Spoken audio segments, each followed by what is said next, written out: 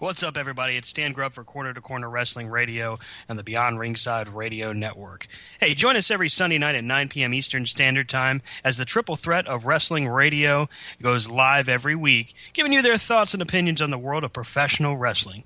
Myself, Brian, and Rob, all live, all here for you. And as my good friend Rob would say, from corner to corner and pillar to post, we bring it to you every week at 9 p.m. Eastern Time. BeyondRingside.com and ProWrestlingRadio.net.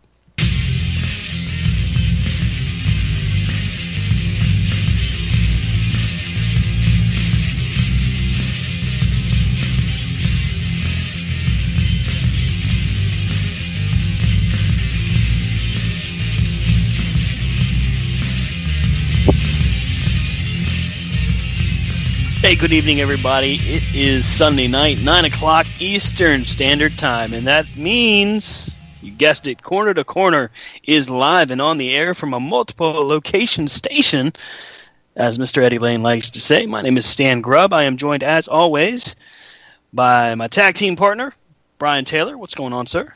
Hello, hello. And we are joined by the one, the only, Fast Eddie Lane. My hat's off to the people who make NyQuil. Only problem is, it's still not as good as Jägermeister. Or apparently a Irish Carball. Really? Good stuff, dude. I don't know. Brian, one of these days we're gonna get Stan off of the Ensure, and we're gonna get him back into the realm of real drinks. Ensure, huh? And Stan Slam has started. We're only 60 seconds into the program this evening. I could have said Pedialyte. Grab your favorite beverage. Grab your favorite beverage. Put it in a shot glass. Drink it up. Oh my goodness! So, folks, we got tons of stuff to talk about. Hey, first off, congratulations to Anthony Henry, the new Pro Wrestling Experience champion. He's been on the road all day yesterday, all day today, and he was successful tonight in his championship run. So we are happy for him. Congratulations, Mr. Henry. And who knows, folks, we may even try to get an exclusive with Mr. Henry this evening. We'll see what we can pull together. We are in the works. We'll see what's going on. Rob will be joining us as soon as he is able. I know he is on location with family, so he'll be hanging out with us as soon as he can, and we may be hearing from an old friend as well. Starting tonight, we wanted to go over some, of course, the week that was. Who can forget the horrifying breakup of Y2KO? Chris Jericho and Kevin Owens. But the thing that is first and foremost on my mind right now, unfortunately, is not a happy thing. It's kind of a downer. But I would be remiss in my fandom and in my duties as a broadcaster if I didn't talk about it, and that would be the untimely passing of not just one, not just two, not even three, but four notable wrestling names, legends, possible Hall of Famers, however you'd like to word it. Chavo Guererro Sr. passed away not very long ago. I do not know the circumstances of his passing, but he is no longer with us, so we are mourning, I would say, so to speak. Of course, we have heard reports of the passing of Nicole Bass. Now, this report is a little bit alarming. 52 years, had a heart attack, and then unfortunately suffered brain damage from that. Was hospitalized, and the news was released. Friday, guys? Yeah, I think it was Friday. Yeah, I believe it. So Friday, the news comes out that she had passed. Of course, you know, all the retweets and tweets are going out there, rest in peace, Nicole Bass, which of course we pass along. And then yesterday, I see this report that Ms. Bass has not yet passed. Unfortunately, she is still hooked up to machines at the time of the report, but at the same time, they're advising that they are going to be pulling the plug. So the report itself was a little bit early, so to speak. So, Eddie, you were saying that one news outlet pulled it down? Oh, yeah. And amazingly enough, it wasn't CNN. It was actually USA Today that had written an obit on her, and that came up in the search, the news search. And then as I go, they had already pulled that page down. It was originally posted on the 17th, and it's down. Wow. Well, I mean, it's that's a tough loss for Miss Bass's family, and I'm sure that they're all, privately trying to deal with this as best they can. And the last thing they need to have is any kind of publicity put out there, and any kind of false news. We don't want to put that out there. So, hey, we are very sorry to hear that she is fighting for her life in that regard, and hopefully her passing is peaceful and painless. Hall of Famer, known by many people as, the Animal. He was an actor. He was a professor. I read that right? Yeah. Yep. George the Animal Steele. A guy that was at WrestleMania 3, and many people will remember him for his feud with Randy Savage, but at WrestleMania 3, he was in the corner of Ricky the Dragon Steamboat. And, when you look at those types of moments and memories and the kind of career that George the Animal Steele had, it was alarming to hear that he had passed. I had no idea that he was in any kind of poor condition. I don't know if you guys had ever heard any of that. No. Yeah, it's a bit of a shocker. And then you go from from that news to one that has had me speechless until today, and that was the passing of the Russian Bear Ivan Koloff. We're going to talk about, of course, all of these gentlemen throughout the evening, but I wanted to take a few moments and talk about Ivan Koloff because, for one, all of us have had one interaction or another, whether it was in our childhood or as a fan at a local event, or even my very first interview that I ever did for professional wrestling. Many of you that have heard me in the past before Corner to Corner started, heard me on a show that used to air Sunday nights around the same time slot. And that was known as Wrestle Rage Radio, myself and Corey, better known as Smart Rage. We came up with the idea for Wrestle Rage. We did the show not thinking we'd really ever get anything off the ground. Sure enough, Corey goes to a Legends Fest, much like the one we went to in Charlotte, North Carolina. Matter of fact, almost exactly like it. And he strikes up a rapport with some pretty awesome talents, one of which is former WWF World Heavyweight Champion, the Russian Bear Ivan Koloff. Well, Mr. Koloff didn't owe us anything. He didn't have to do anything. He did us a tremendous favor and gave us 2 hours of his time that I still consider one of my favorite interviews that I've ever done. And there would be no, for me anyway, there'd be no Wrestle Rage, no Corner to Corner, none of this very ring, which if you've heard me in the past, I did that too. None of that would have ever happened for me if it hadn't been for an interview with one Ivan Koloff. Mike Mooneyham from the Charlotte Observer had posted about a week and a half ago reports that Mr. Koloff had been fighting cancer. Yep. And unfortunately was fighting for his life. And the first thing I thought of was, wow, I can't believe we're about to lose such a huge icon of professional wrestling. By the way, Eddie, if you could add Rob, he is ready for us now. Ah, there he is. Well, I'm looking for him. Okay, thank you. But yeah, with a guy like Ivan Koloff, he's done so much for so many people. And this is not to put down or put aside anything that George Steele did, anything that Chavo Guererro Sr. did, and to some extent what Nicole Bass did for the women that came after her. Yes, sir. Stan, is he on a Skype line or is he on a phone? Let me just double check that with him. So why don't we go ahead and we'll kind of go in order here. And we'll let Brian, why don't you go ahead and start it off, and we'll just kind of talk about some of our memories of Ivan Koloff.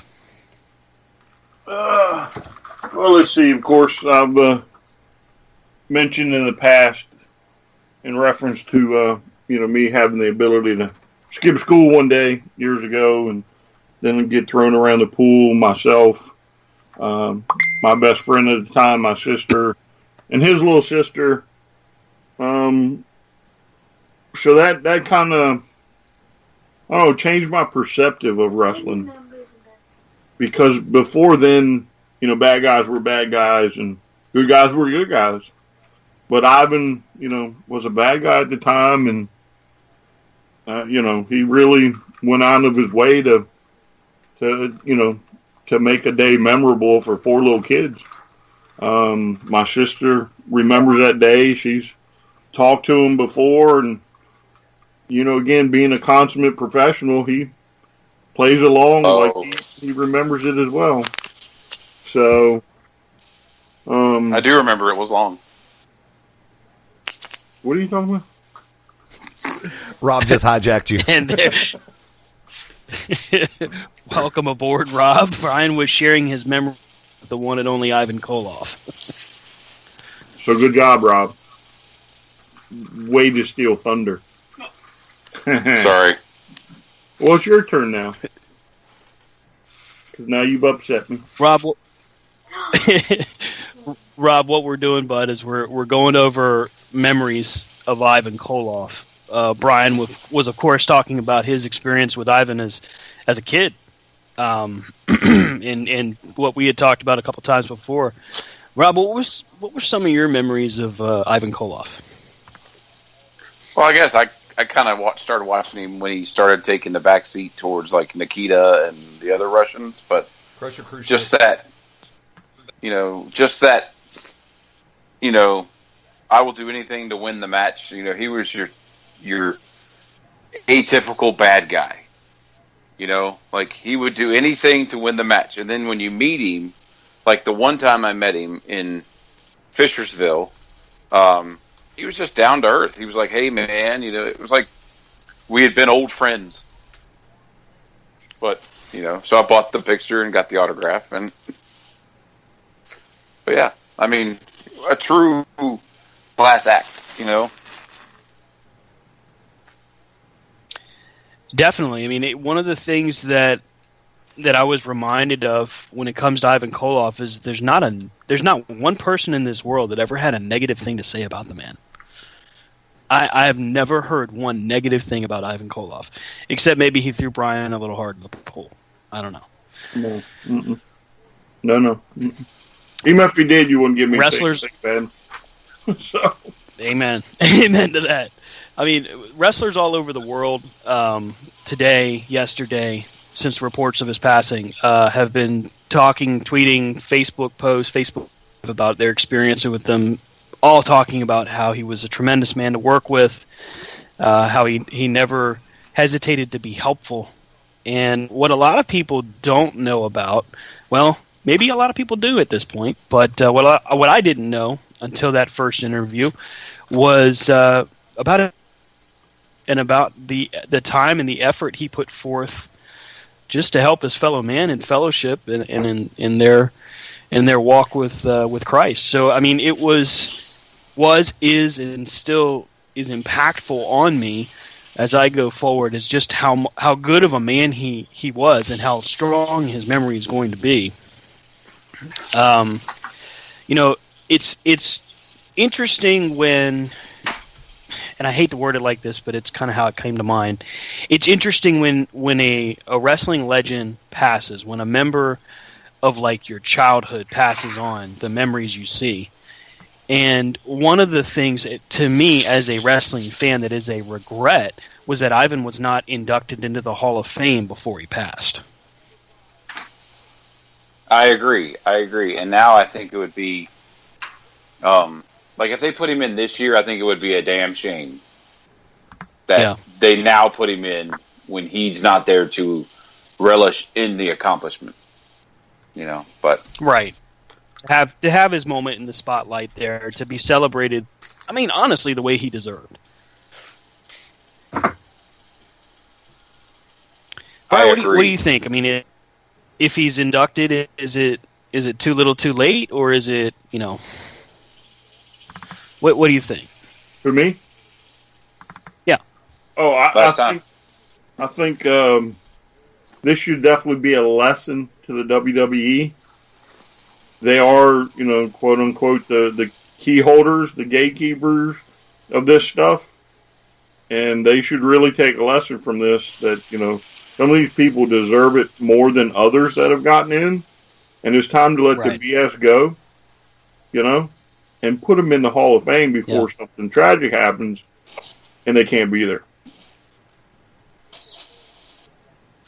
I mean, in these cases, when you see just his whole body of work as in the ring, but also in the sidelines and in backstage and helping all of these younger guys at the time coming up. I mean, if you were to look through Ivan's entire resume, his body of work as a performer, the people that he worked with that were rookies. I mean, look at guys like Sting, like Lex Luger. You can go further back. I mean, the man was wrestling with guys like Buddy Rogers, Bob Backlund. I mean, Bruno Sammartino. I mean, yeah, it's crazy to me to think that he's not in yet, but he certainly does. I agree. WWE has to learn a lesson here. And at the same time, I mean, there was once an interview done, and I believe it was done with Triple H about the Hall of Fame. And that when guys or gals are called to accept their induction or nomination, I guess, they said that it's always up to that specific person to accept it, and that we as fans would be surprised how many people just say no. But in this case, I think even if like they did with the legacy inductions with all of those different people that they just inducted rather than did speeches and everything for, that they could have done this at any time. So it's interesting to me that didn't happen. Eddie, I'm sure you've got some thoughts on the matter. Well, the first time that I had a chance to really sit down and talk with Ivan face-to-face during an interview, and you brought it up, was March of 2010 at the Legends Mania convention in Atlanta, Georgia. Tom Sherriman and I cannot remember the other Tom's last name. That's Harriman, not Sherriman. I'm sorry, my bad. But they were kind enough to bring myself and Mark Bowman over from Beyond Ringside Live, and they set us up, table, booth, all of the above, and we had a chance to do interviews with everyone from Paul Ellering to, I mean, I'm not going to drop all the names, but of course Ivan Koloff. And he was kind enough to go 35 minutes with us then, and just was absolute, and I'm going to use a phrase that a lot of people aren't going to get, so Yahoo it, Google it, whatever, salt of the earth. In my book, Ivan Koloff is a consummate gentleman and a professional. He came back to basics just over a year ago and was getting ready for there was a convention up in North Carolina. Bambi Weevil puts it together. Lasting Legacy was the name of it. That was it. And Ivan and I had agreed in advance we were going to go 20 minutes. An hour later, because we just... that's the kind of gentleman he was. And the funny part is he was bringing up more things before we even got near the push for the event. And just like I said, on air, off air, in person, via telephone, whatever, he was just always a pure gentleman and a class act, and that is an understatement. And to which I will sit back and, knowing the fact that there are some places in Stanford that listen to this station, and you probably know my perspective on this. So whoever runs the Hall of Fame, get it together. Because I asked Ivan off air, he said, to my knowledge, I don't have heat with anybody up there. I still talk with people every once in a while. Why they haven't asked me about it, I don't know. So I doubt that Ivan Koloff would be the one who would play dumb. So hang on a second. Do me a favor. We may have to take a brief commercial break so we can try to patch in. It's going to be a landline calling in, and I can't do it on the Or better yet, let me see if I can get him this way. We're going to see if this works out. Live, you are listening to Corner Radio on a Sunday night. Hello. It worked. Okay, Stan, do the honors. Oh, by the way, for the record, before Stan does, I'll be running through the Beyond Ringside Sports Radio and ProWrestlingRadio.net both of the interviews that I have directly on tap with Ivan Koloff, both the one from 2010 at the Legends Mania Convention, as well as the one from late 2015 when he came on for Lasting Legacy, immediately after Corner to Corner. Okay. Stanley, go with it. Folks, it doesn't happen often that we do a lot of call-ins. We really don't put that out there. But the topic at hand, of course, is the memory of the Russian Bear Ivan Koloff. And I would be remiss in my responsibilities as a broadcaster and a friend if I didn't give this gentleman an opportunity to pay his respects. Because whereas there would be no corner to without Ivan Koloff, there would not have been a Wrestle Rage either without Ivan Koloff either. And this gentleman, who you've heard many times on the airwaves, is going to join us right now. His name is Corey. You know him as Smart Rage. Corey Champkin. What's going on, sir? Well, first of all, thank you for having me on your show. I'm just hanging out, man. Just kind of been bummed the last 24 hours. Just kind of like a piece of our, a piece of my wrestling childhood, another piece of it has passed away. Somebody that we have interviewed, somebody that I stayed in contact with after our interview, somebody who I got to spend a bunch of time with in 2010 at the Legends Mania in the Atlanta airport, the Russian Bear Ivan Koloff. And, I talked about this in the past. The Legends Mania Fan Fest was kind of a bust. And for $100, you got to meet all these tag team legends. And I wound up sitting with Ivan Koloff and Nikita Koloff and a whole bunch of other guys that were there. And I got to know Ivan Koloff. And, when I say I got to know Ivan Koloff, I got to pick his brain. And, I grew up watching you. And we, wound up sitting there talking. And Eddie could attest to this. We literally sat there with Ivan Koloff for 8 hours. And he was, yeah. And he was into it. He was gracious. And he was humble. And he was thankful. And that's the man I'll always remember. And by some grace of God, today I found the original interview that myself and Stan did with him. I went back and listened to it. And it was like I said this, the day, after we hung up with him in 7 years, Stan, almost, was when we talked to Ivan Koloff, July 2010. So that, just goes to show you how fast time goes by. But when I listened to some of the interview, it was like your grandfather telling you a story. And it gave me goosebumps because I remember, we were kind of like having our little private chat as he was talking, and we're like, do we cut him off to ask another question or just kind of let him roll? And like he went from from like top to bottom, and he was just answering the questions that we had thought up, and he was just gracious and humble, and everybody that has crossed his path, whether it's been a wrestling fan, people in the business, people that have had him on the podcast, they've always said, and I apologize, I'm on the expressway, there's a 18-wheeler coming up my rear. No pun intended. Yeah, right. Hashtag hell damn ass.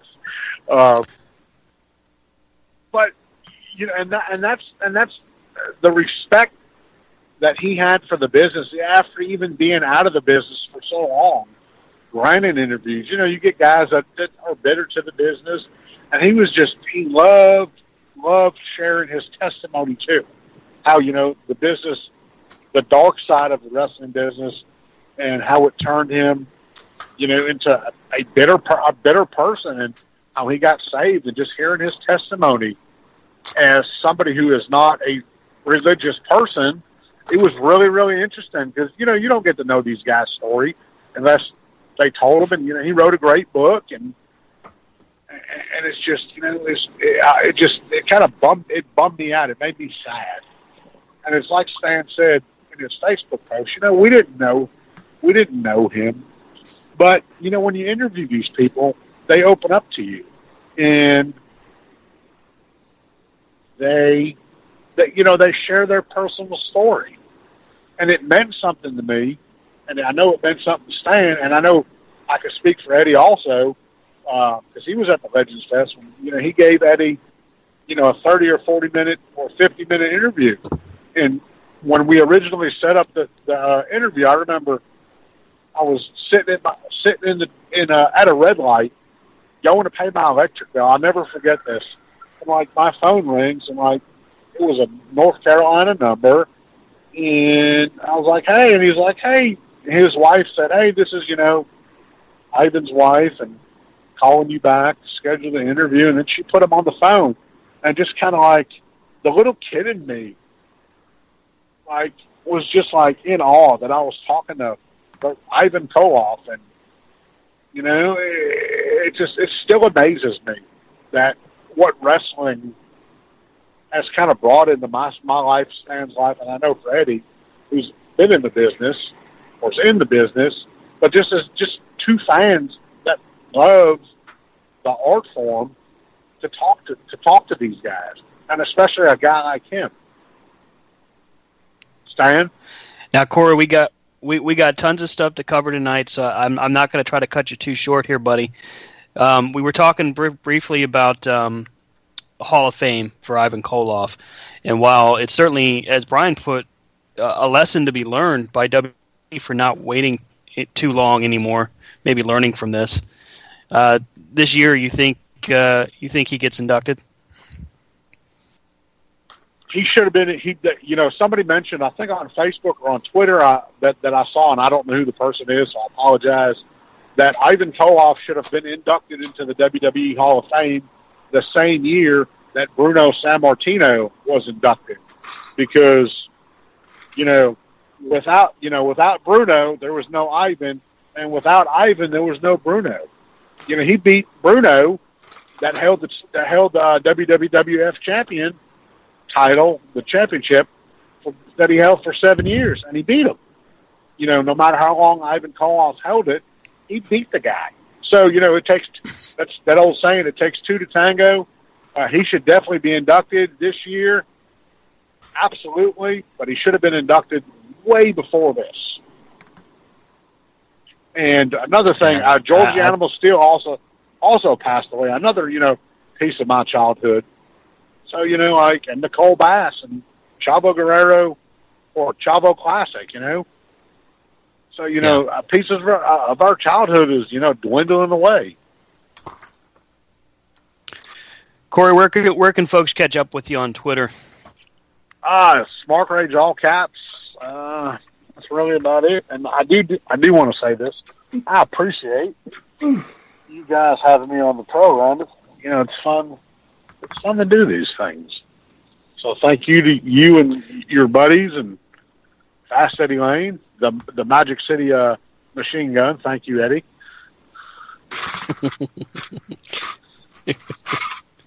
I'm sure he appreciates you yet again getting his moniker wrong. Absolutely. 7 years running. He's been the Magic City Machine Gun for 7 years. So. All right, buddy. You have a good rest of your night. Thanks for calling in, man. I appreciate you, man. Have a good night. Thank you. Thank you.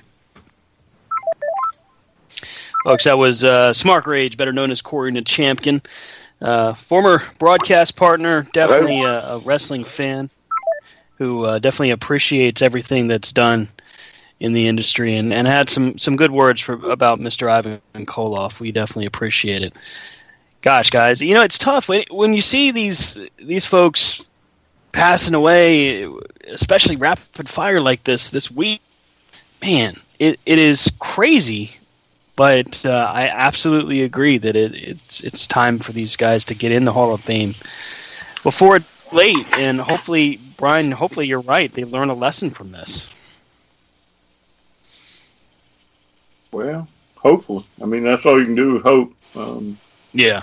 I'm sure there are others in, similar circumstances that deserve that last moment of, to be in the spotlight. Right. One thing I noticed this week was when George Steele passed away, it was actually covered by CBS News. Like CBS News broke in and said, in their little round the a nation thing, they like WWE Hall of Famer George the Animal Steele passed away. But then when you have Ivan Koloff, nobody said anything. So to me, that shows you. I saw that there was a. Go ahead. Sorry. I'm sorry, man. I saw a post today that there was a Comcast, Xfinity, their news page. They had a brief snippet there about Ivan Koloff. But you're right. There really wasn't a whole lot of conversation about that. It was weird. Well, I think that goes to show you how much the WWE Hall of Fame moniker carries. You know, I mean, because I think if he would have been in the Hall of Fame, it would have been a bigger deal.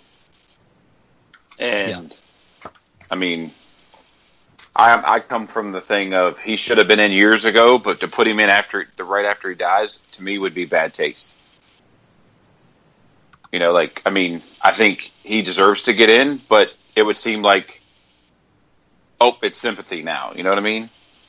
It just kind of like, and I hate to kind of put the two people in the same phrase or sentence, but kind of like with what may happen with China if they put her in this year. Right. I mean, or it's like, So guys, go ahead. No. Go ahead. Sorry. Nope. Go ahead. No. I've clearly gone over my limits of cutting people off. Go ahead. Nope. I'm on mute. Go ahead. That's not cool. So what I was thinking, or does the Motor City Machine Gun have anything to say?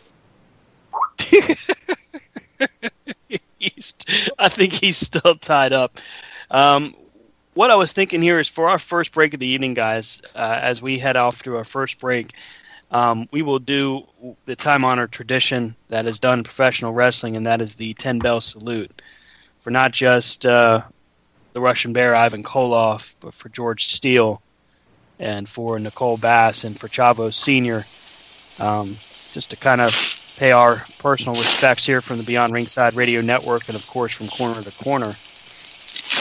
So when we come back, of course, we will continue to talk about the week that was, but we're going to head into our break here and go ahead and pay homage to those that have passed and do a brief moment of silence there, and we'll go to our first break. We'll be back in a few.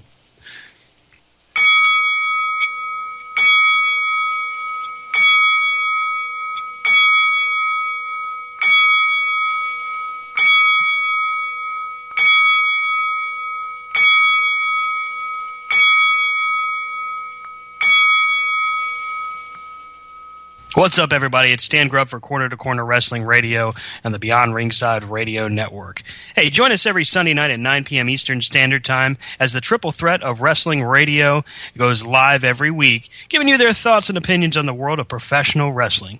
Myself, Brian, and Rob, all live, all here for you. And as my good friend Rob would say, from corner to corner and pillar to post, we bring it to you every week at 9 p.m. Eastern Time. BeyondRingside.com and ProWrestlingRadio.net. Sunday nights at 11 p.m. Eastern here on BeyondRingside.com. Join us for the Midnight Black Mass. Myself, the Reverend Dan Wilson, brings you the dark gospel of professional wrestling, uncensored, unedited, uncut, and not for the faint of heart. You can find out more about us at youtube.com/pottyhumor or subscribe at Potty Humor on iTunes and Stitcher today. The To Be Determined show live Wednesday nights, 9 Central Standard Time. Join myself, the Oracle of Ominous, the Wicked Nemesis, the Grand Design, Clyde Braddock, and the Magic City Motor Fast Eddie Lane, as we take you to the edge of uncensored. Yes, we go uncensored, so make sure you have your earmuffs. Ask your parents, for those of you that are a little young, maybe under 18, but make sure if you have any heart conditions or any mental defects, please listen, because they may take effect right here live every Wednesday night, 9 Central Standard Time. Beyond Ringside Radio Network, beyondringside.com.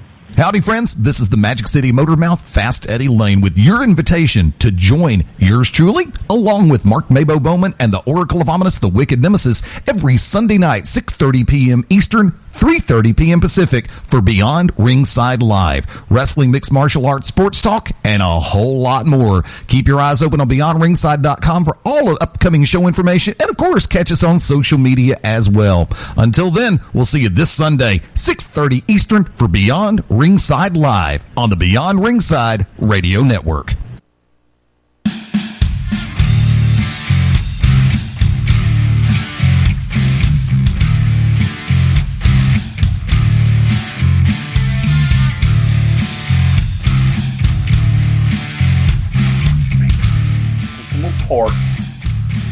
What's going on, everybody? We are back live on the Beyond Ringside Radio Network for smooth jazz. Oh, man. Hope everybody's having a great Sunday night. We are having a good old-fashioned time right now talking about all the week that was. Of course, we just finished talking about some of the passings of wrestling legends, George Steele, Ivan Koloff, Nicole Bass, who I assume will happen soon, and of course Chavo Guererro Sr. So let's go ahead and talk about the events from Monday Night Raw, because it was a big deal. Kevin Owens, Chris Jericho, Y2KO, or whatever they call themselves, the Chris and Kevin Show, is no more. And in this case, Chris Jericho apparently is the Marty Jannetty of that group. Met an untimely end with a television set to the face. Rob, what did you think about Monday Night Raw and Kevin Owens beating the tar out of Chris Jericho? Rob? Sorry, Rob, big finger, small there. buttons. Well, I felt sorry for the TV. I felt sorry for the television, but I don't know. I saw the turn coming. I just didn't think it was going to happen on Monday night. I thought they would at least, let Goldberg beat him at Fastlane, and then he would be like, "This is all your fault." But maybe now that's how Goldberg beats him, with help from Chris Jericho, the betrayed friend.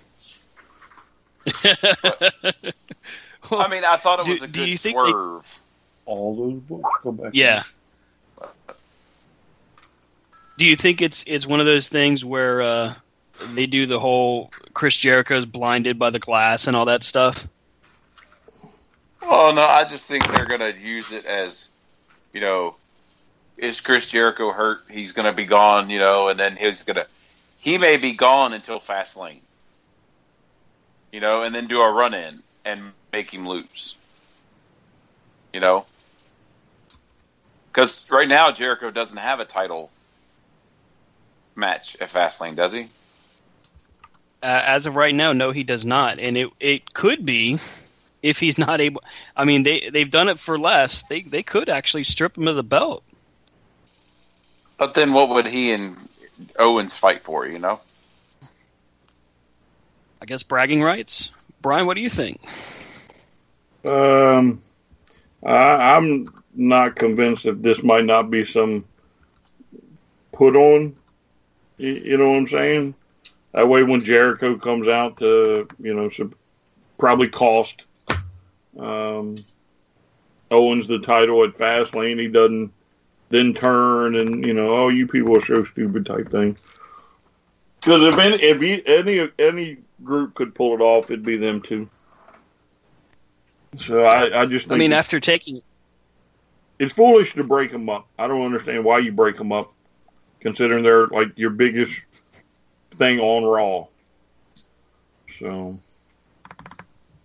well, let's talk about that for a second. how hysterical was that segment before it even got to them breaking up? I mean, Chris Jericho deserves an Emmy. He was hilarious. Well, I mean, they're like comedy gold together. So Yeah. I mean, they had the statuette, or the little statue, the two of them intertwined in a hug. And then you had the artwork where Kevin Owens, Kevin tells him, what the heck is wrong with this picture? You're not even wearing any pants. He says, it's art. You don't have to have pants. Yeah, I don't know. To me, it didn't make no sense. What about the return of Gilbert? Gilbert. That was funny. Funny. What'd you think of Gilbert coming back, Rob? Rob. Nope. Rob. You always pick when I'm in the middle of winning. Damn it! Well, why don't you put your phone down? Put your phone down. I'm on phone. Conversation. No, I thought Gilbert, poor guy, had to get him out of the old folks' home to come down and get his ass beat on Raw. I thought it was funny. I mean, he looked like he was in good shape. Put him back. I mean, I don't know if I'd want to do that every day if I was at his age and stage, but he looked like he was doing okay. I mean, he looked exact same when I got a picture with him. You want me to go? I wish I looked he the really same did. as I did. I wish I looked the same. She's. But no, it was. I kind of agree with Brian on it. It was going good. The Guggenheim statue and the I can't show that to my kids. You're not wearing any pants. It's art, Kevin. You don't need pants. Yeah, but that was funny. With the way they did it, it was like he got the list of Jericho. It's a new list. Hold on, my name's on it. Oh man, that was just. And then the funniest stuff was like people on Twitter and Facebook were posting, this song makes everything better. So they played "My Heart Will Go On" by Celine Dion. While you got that playing, while Kevin Owens is beating the Chris Jericho, and it starts with Jericho looking at the list saying, "Why is my name on this list, Kevin?" Boom! I couldn't believe it. Bam!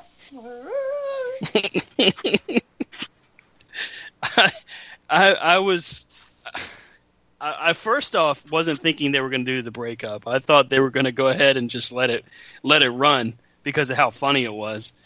But then when Owens gives him the box, he's like, "I got a gift for you." Here it comes.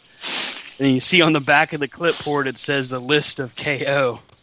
Like, oh, this isn't going to be good. It was so well done. I can't remember the last time a segment like that was that well done. Except every Sunday night at 9:00 on Beyond Ringside Radio. And we don't even rehearse this stuff. It just, boom, comes to us. It's gold, Jerry. It's marvelous. Simply marvelous. No, you know who should be pissed off? Is the people at the WWE shop. Because they finally put the list of Jericho up there, and then bam! But for, yeah, for as usual, they're one step behind. $25 for a clipboard. I mean, that's the going price for one of those clipboards, but it doesn't have the stickers on it. But I mean, I thought it was. Do you think it's got a list of people's names, or is it just a bunch of notebook paper? It's just notebook paper. It's just fancy notebook paper.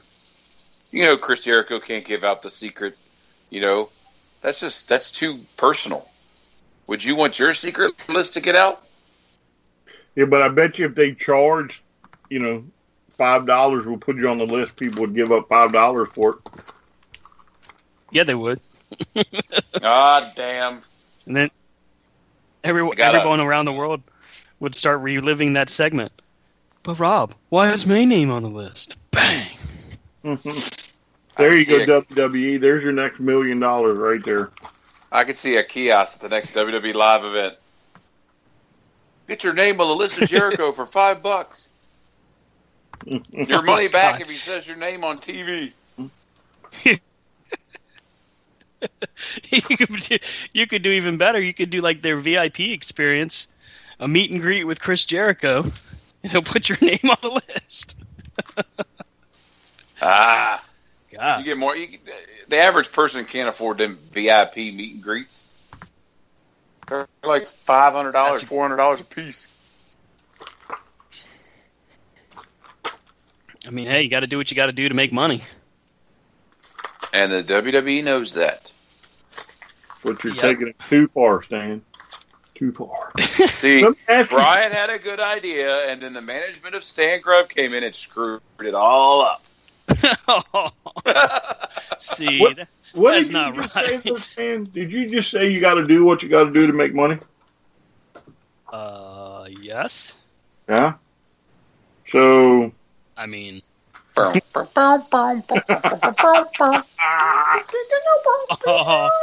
want a sucker? Huh? Some see, Jolly Rancher. right, Jolly Rancher. What the heck? Yeah. The guys, they love them colors. I mean, how do you know what guys like what colors? Because that's what they talk about in jail. Well, I'll that. I'll let you pick your corner. I mean, you can have the busy corner or you can have the easy corner. What if the busy corner is the there easy a corner that's just empty? No, you're going to make an empty corner? the money. Remember, you said you'll do whatever it takes to make money. You're going to make. No, I said you've got to do what you got to do to make money. So, you're back about to this to $5 putting your name on Jericho's list thing, I think it'd be great. And for 10, 5 for your name, 10 for a Ed's friend, going to be on the list. 25 for like a whole family. The whole family? You too can have your family on the list. But then you could come out randomly and be like, randomly from the list of Jericho, boom, wins a VIP experience. Everybody in that stadium would put their name on that damn list. Now that would be interesting. That'd be $5, $10. Sure, you guarantee you make about $1,000 a night. And I'm talking about the list. Somewhere out there. See.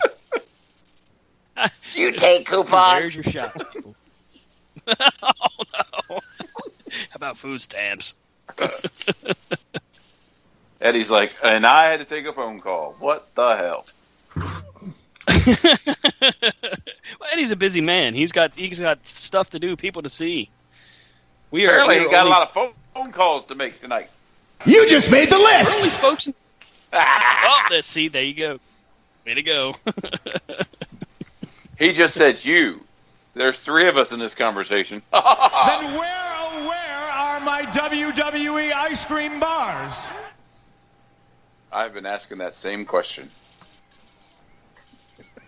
I'm off the phone now. Hey, welcome back, Eddie. Thank you. Eddie, what did you think of Monday Night Raw? He's like, I've got to get off the phone. You're taking my network to hell. I have never said that about y'all. Yet. To our faces. Oh. If we can get Brian off the extended fecal references, which I'm pretty sure he's been good about lately, although I haven't had a chance to listen to every second of the show. I trust Brian. Damn, I'm an idiot. They were just talking about corners, so you didn't miss one.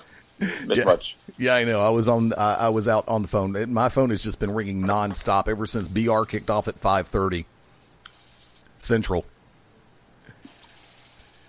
But so, Eddie, what are your thoughts on Kevin Owens and Chris Jericho from Monday Night Raw? Oh, I'm loving it. You knew it was coming eventually. You knew somehow or another it had to happen.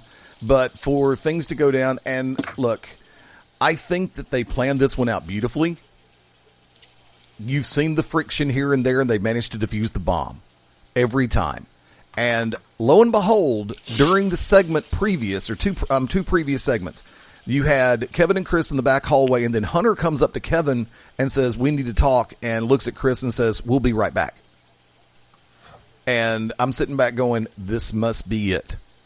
And then you've got Vegas, the Festival of Friendship. They come out with the Showgirls, and Kevin is totally different from when he walks around the corner of the entranceway.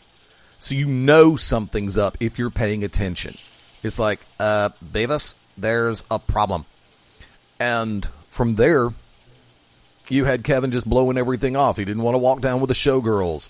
He was like the origami twisted sex statue. Was just like, dude, that's not friendship. That's third date. And then, wow. And then you have the birth of man thing over on the other side. And I'm just dying laughing when they unveiled that. And then I'm looking at normally where the obscenely expensive Geratron 6500 would be. And it's like, why have they got it mounted on a box supported by 2x4s? Oh, God, here we go.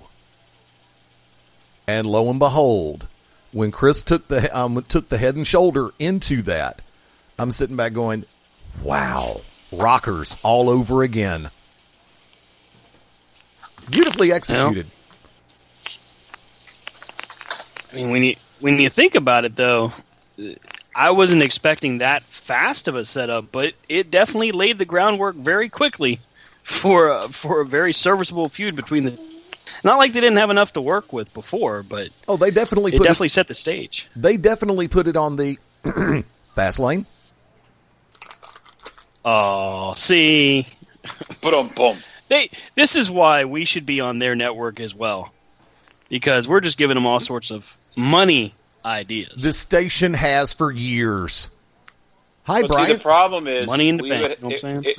If we were on the network, it would be Eddie, Brian, and Rob, because Stan still has the restraining order from stalking Stephanie. So, I'm not supposed to say that out loud. It wasn't stalking. It was politely watching. You all had creative differences, I know. They just didn't. Creative didn't have anything for me. That's all. Thank you, Zach. Neither Ryder. did security.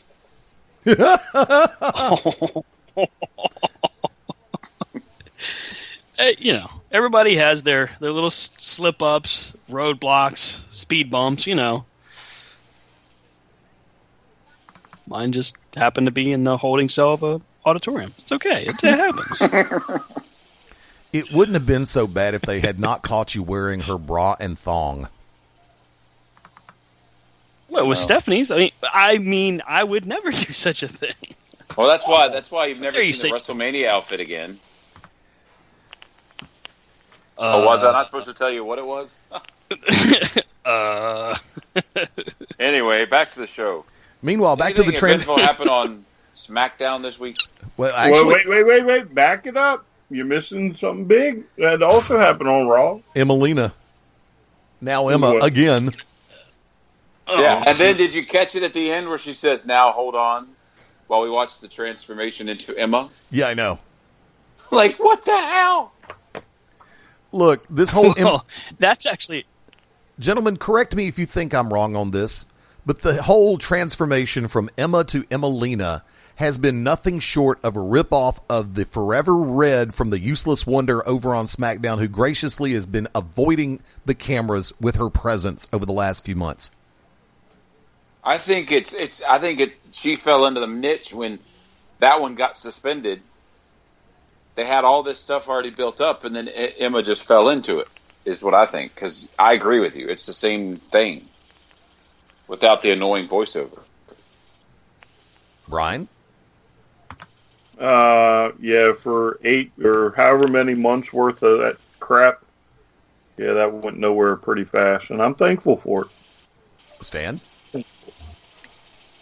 Well, I mean, it was a mistake to really get involved in that kind of a setup anyway. Not like anybody was tuning in to see, wait a minute, is Emelina coming out tonight?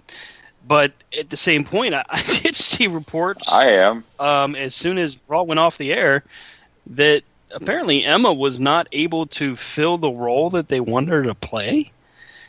I mean, how hard can it be? You got to act like a model. Wasn't that what she was doing prior to, almost? That's what I thought. That's what I thought she was doing before. So, I mean, I don't know. They would not figure this out in the 5 months it's taken them to debut her. You know, nobody in creative would have said, hey, let's look at this. You know, we're going to spend all this money on these photo shoots. Oh, wait a minute, it's not going to work. Well, I mean, wasn't she getting a little bit of a push there before she got hurt? Well, when she was Evil Emma. Yeah, she was Evil Emma down at NXT. She was getting, I mean, she wasn't necessarily getting title shots, but she was in line for it. And if you remember... but I'm talking about when she came up to the main roster. Because she was on the main roster for maybe a month or so. And it was her and... Dana Brooke? It was her and Dana Brooke. Yeah, and when she hurt her back, that was the story. Her and Dana Brooke were supposed to get the push to go after the title. And when she hurt her back and had surgery, and when they announced that she was going to be out for at least 6 months, that was the death knell for that. And then Dana Brooke got put with Charlotte. So who knows had Emma not been hurt? Well, I think it's another one of those cautionary tales. Be careful who you listen to. That reeks of Smeltzer. You did that now, on purpose. I wish I could tell you I knew exactly where the report. Seen it uncredited on multiple sites, so I really don't know where it came from. Well, maybe after his Hall of Fame picks, he's starting to remember. He maybe, maybe just yet another fan. So Brian, the big title change. Yeah, the bigger news. Maybe Charlotte shouldn't be on Monday Night Raw anymore. What do you guys think? They built her as Miss PPV, so she'll win it back at Fastlane. I guarantee you. What did you guys really? I mean, as far as the match itself between Bayley and Charlotte for the women's title, I thought the match was great. What did you guys think? I thought it did need Dana Brooke or Sasha. Or Sasha. Yeah. So I think that's the way she gets the rematch. You know. Yeah. Well, she'll get the rematch automatic, but you don't need outside interference for everything, especially when a good guy beats a heel. You don't need that. Just let the face beat the heel. Right. It would have made her bigger in the long run. I agree. Rob, what do you think of that? I mean, I agree. I mean, I just think Dana Brooke is tiptoeing into the realm of obscurity with it when it comes to things. So it's like, are they doing this to keep her out there, or because Charlotte hasn't used her in the last several weeks, and it's just when you have a quality match, I like kind of like what Brian had, all those years of those WCW NWO finishes, it's just kind of like soured me on the run-ins. Well, it was definitely an overbooked finish. I mean, all these different people running in, and then you have Sasha run into even the odds. But even in that, it really just taints the victory for Bayley. It makes it look more like Bayley and Sasha were the bad guys than Charlotte. Now, what would have made it perfect is if Sasha would have raised her hand and then kicked her in the head. If Sasha would have raised Bayley's hand and then pow! And then just looked at Charlotte like, can't beat her? Join her. Not another one of them. And then start holding up the fingers, Oh, well, that might have been. Oh, wow. Because you got Dana Brooke. Really cool. You got Charlotte. And if you had Sasha. I think Dana and Charlotte are due for a match or two here shortly. Dana is the one that's going to be knocked out eventually, She's going to be the one that, bye-bye. Yeah. Well, where the heck's she been for the past month? She hasn't been on TV at all. Not at my house. Well, there's one place she hasn't been. Well, Hasn't been in my house. There's two. I will say that it looks like she's slimming down. So I guess maybe she's at the performance center, and not that I can say anything about anybody's body, but it looks like she's slimming down a little bit.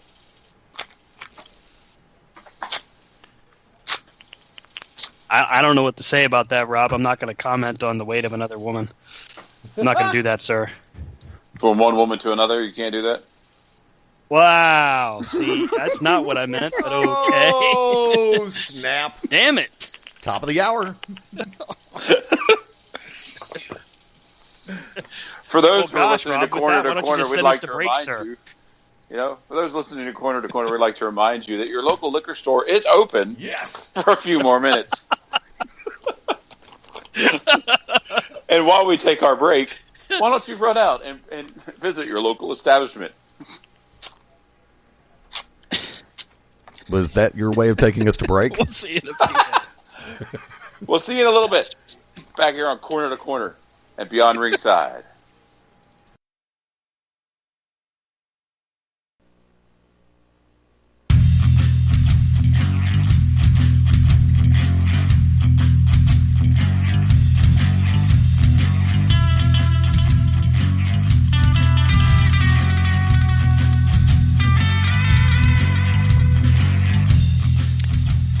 Welcome back to hour number 2 of Corner to Corner Radio right here on the Beyond Ringside Radio Network.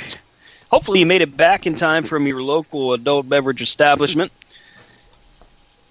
Shot glasses will be full soon. If they're not, give Rob or Brian a chance. They'll fill them in as soon as they possibly can. And you should or have hey, walked. Maybe Eddie will.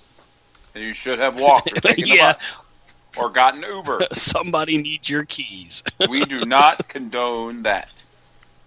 What, don't condone Uber? No, sir. No. We do not condone partaking in stand slam and then getting behind the wheel. Y'all realize that is correct. don't condone Uber. I mean, I've never taken an Uber. I don't know nothing about that Uber stuff. And, of course, if you get Uber while you're in Mayberry, it's Uber. called Goober. I wonder if anybody takes an Uber with it. Like, Right. if a drunk person gets an Uber and the Uber driver's just like, I need to stop for gas. Give me $20. All right, man. I'm sure it's happened. Imagine how much more money you can make. Woohoo! We're chock full of money making ideas today, aren't we? I got to give it. Brian has hands down the best one. That would. What, stand on the corner? I think it's spectacular, too. For that. No, I was talking about the list. Minute. I was talking about the list. The list. And there's your first shot back. Did you know if we had stand on a corner, we'd have to have coupons? No. There's some Don't take specialty excuse. market out there for some balding, overweight, little ferret-looking fella. Wait a minute. Wait a minute. Whoa. I don't think I've Well, ever heard somebody him just described vomited. as a fair-looking fellow. Oh, did I forget to mention he's short? But he loves Hey! he loves leather jackets. So That's like an eHarmony profile right there. Short, bald, fat, overweight. Definitely not going to fit on a Christian Mingle site, that's for sure. Jeez, guys. Thanks. You guys are trying to kill me. I'm sorry, Stan. Friends like you, who needs enemies, man? I won't do it again. I'll behave. Yeah, for another 5 seconds. Okay, Shane just tried to call him, but I could not add him into the group chat, so therefore I'm trying to call him right back and see if it flies. Shane, do we have you? All right. You have me. There you go. Stan, would you do the honors? Or do you want me Ladies to do it? and gentlemen, We had him at hello. absolutely. Ladies and from the Peach State Wrestling Alliance, the one and only, I believe he is still the Heritage Champion. Oh, boy. Shane Knowles. Welcome aboard, sir. How are you? Thank you for having me on Corner to Corner. And Stan, I got to be honest, I miss talking to you, sir. That's why I'm calling. Well, hey, anytime you want to chime on in and lend your ear or lend your voice, you let us know. Well, I appreciate that, and the offer is open as well on Thursdays for the Shooters Gallery. Thank you, sir. So how are you this evening? What can we do for you this fine Sunday night? Well, I am doing wonderful. You are correct. Retained the PWA Heritage title last night, and the Beautiful Bald Besties, Marvelous Michael Stevens, and the Encore Zach Edwards capturing the PWA Tag Team titles in that most unique six-man tag that was suggested by none other than Fast Eddie Lane. I get something. What I right wanted once to a bring year. up, I heard you talking with Corey earlier, not to, bring it down. I don't know what you guys were currently discussing, but the recent passings in our industry. And I just wanted to share a little story about the late Russian Bear Ivan Koloff. Also in 2010, the Mid-Atlantic Legends, NWA Legends Fest that I got the opportunity to meet you guys last year on. 2010 was in Atlanta that year instead of Charlotte. And unfortunately, Greg Price was not able to find they weren't allowed to do wrestling at the Marriott in Atlanta as they do at the Hilton, per se, in Charlotte. So he reached out, and we were able to get the actual wrestling portion, the actual matches in the card at the VFW Fairgrounds in Carrollton. So, trying to assist any way possible to get that set up. And Ivan Koloff, at his age, I believe at the time of 68 or 69 at the time, offered to come and sell tickets in Carrollton at the local Kmart, where we had set up at the time, selling for normal Peach State ticket. I just thought it was really funny how gracious he was to talk to him over the phone about this. And I'll never forget, I said, well, tickets go on sale at 10. Can you meet me there at 9:30? And he said, brother, I'll be there at 8:30. And knowing the drive that he had from the Carolinas at that time, I was just amazed, A, that he would do it, and B, to get there an hour before I even suggested for him to. But he stayed there all day long with his fanny pack, with his 8x10s, and he was supposed to be there from 10 till 4. He stayed till 6:30. And, for all the stuff, Bruno Sammartino, the NWA, what I saw that day, people getting a chance to meet one of their childhood heroes who came early and stayed late, I thought, man, just what a gracious, true professional that guy was.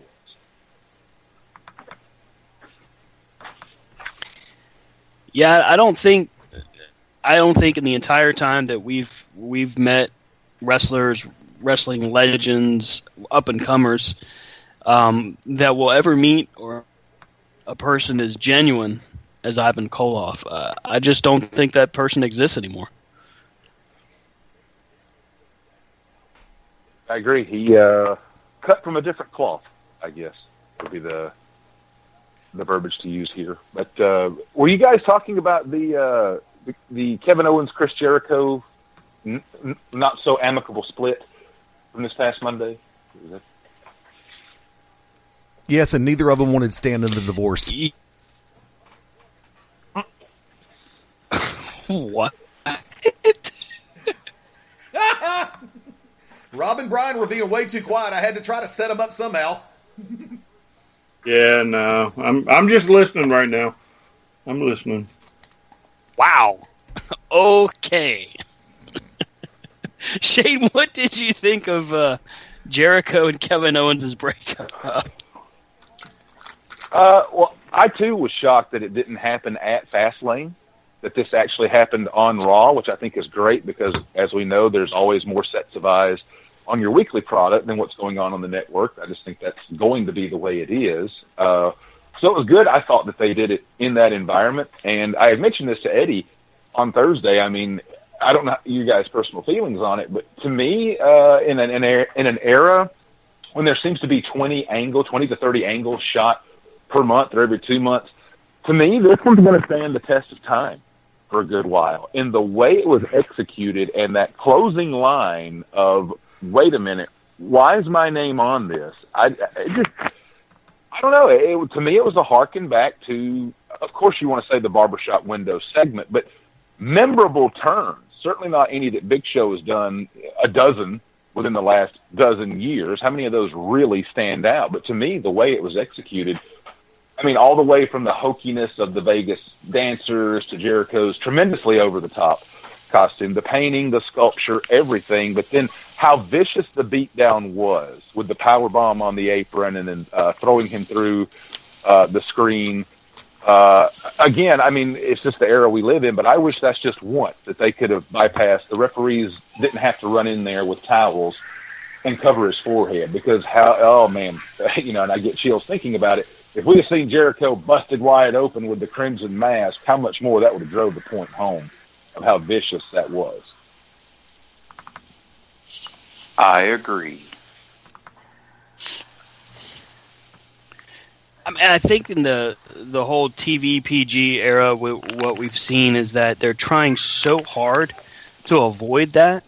But in that situation, it would have made perfect sense, and it would have translated really well that we're in attendance. You would have seen kids like covering their eyes and crying, and while you don't want to traumatize children, that's kind of the impact you're going in that kind of scenario.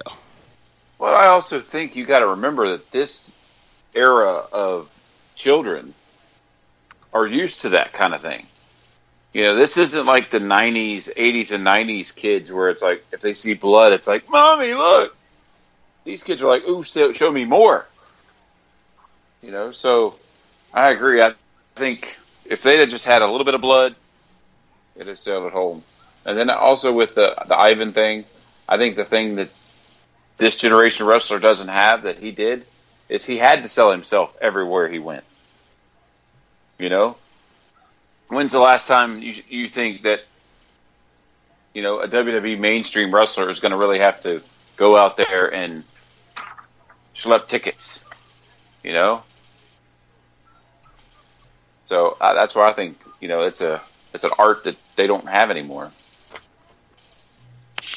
To me, you bring up a very good point on that, having to sell yourself constantly, day to day, week to week, month to month, year to year, when you were truly grinding out on the roads to support your family.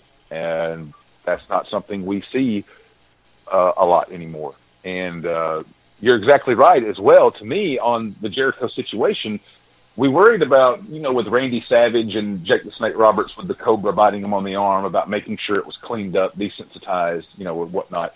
But yeah, and when we've got Walking Dead and access to everything else that kids are seeing nowadays, I certainly don't think a little color on a very meaningful angle in pro wrestling is going to do any further damage than what they're seeing anywhere else 24/7. Amen, brother. And plus, I mean, in this go ahead.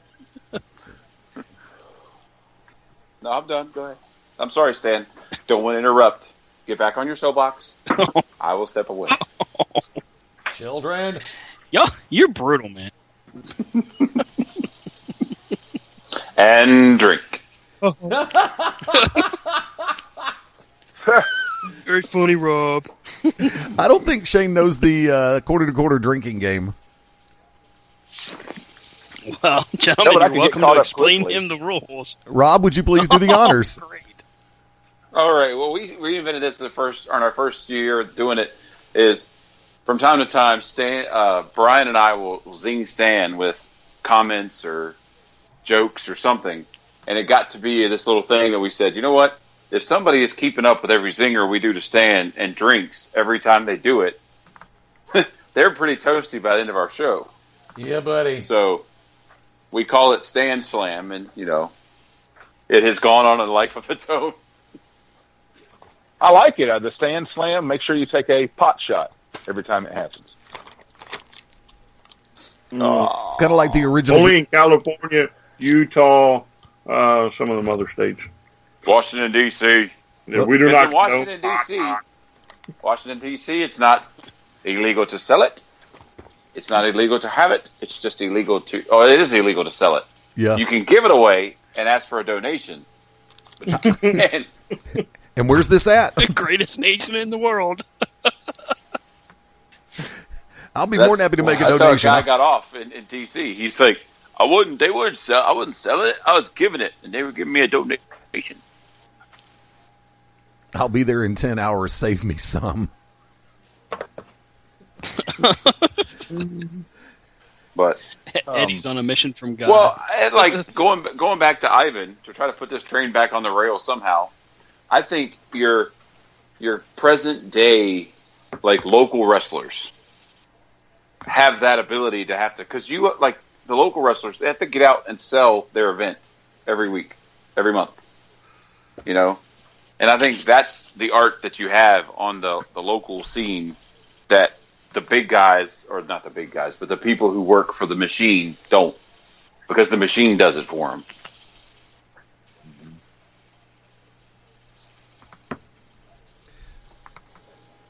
What he said. And then nothing. And then let me jump in with that one, because I actually will go ahead and say this. That's something that is a direct result of the more than just me, but all me generation that we're dealing with right now. Because I'm throwback. When I first started training, when I first started working with promotions, lo and behold, it didn't matter if I was managing, announcing, in-ring, didn't matter. I was out hanging posters on phone poles and in 7-Eleven Quickie Mart windows and going up to schools and going, I promise I'm not a stalker, I just want to give y'all this. And, you got the word out. You introduce yourself. It's like, yes, I'm appearing, this is the company I work with, will be there this coming Saturday night. And a lot of kids nowadays, a lot of 5 year and under, a lot of those do not understand the concept of getting out and hustle. They understand the concept of making a Facebook post at 3 o'clock in the morning in between stupid cat pictures. My cat's not stupid. I know, your cat's not stupid. He's a moron. Be a bigger problem because I don't have a cat. Don't say it, Stan. No. Don't say it, Stan. It's too easy. Stan likes to pet them. Ah!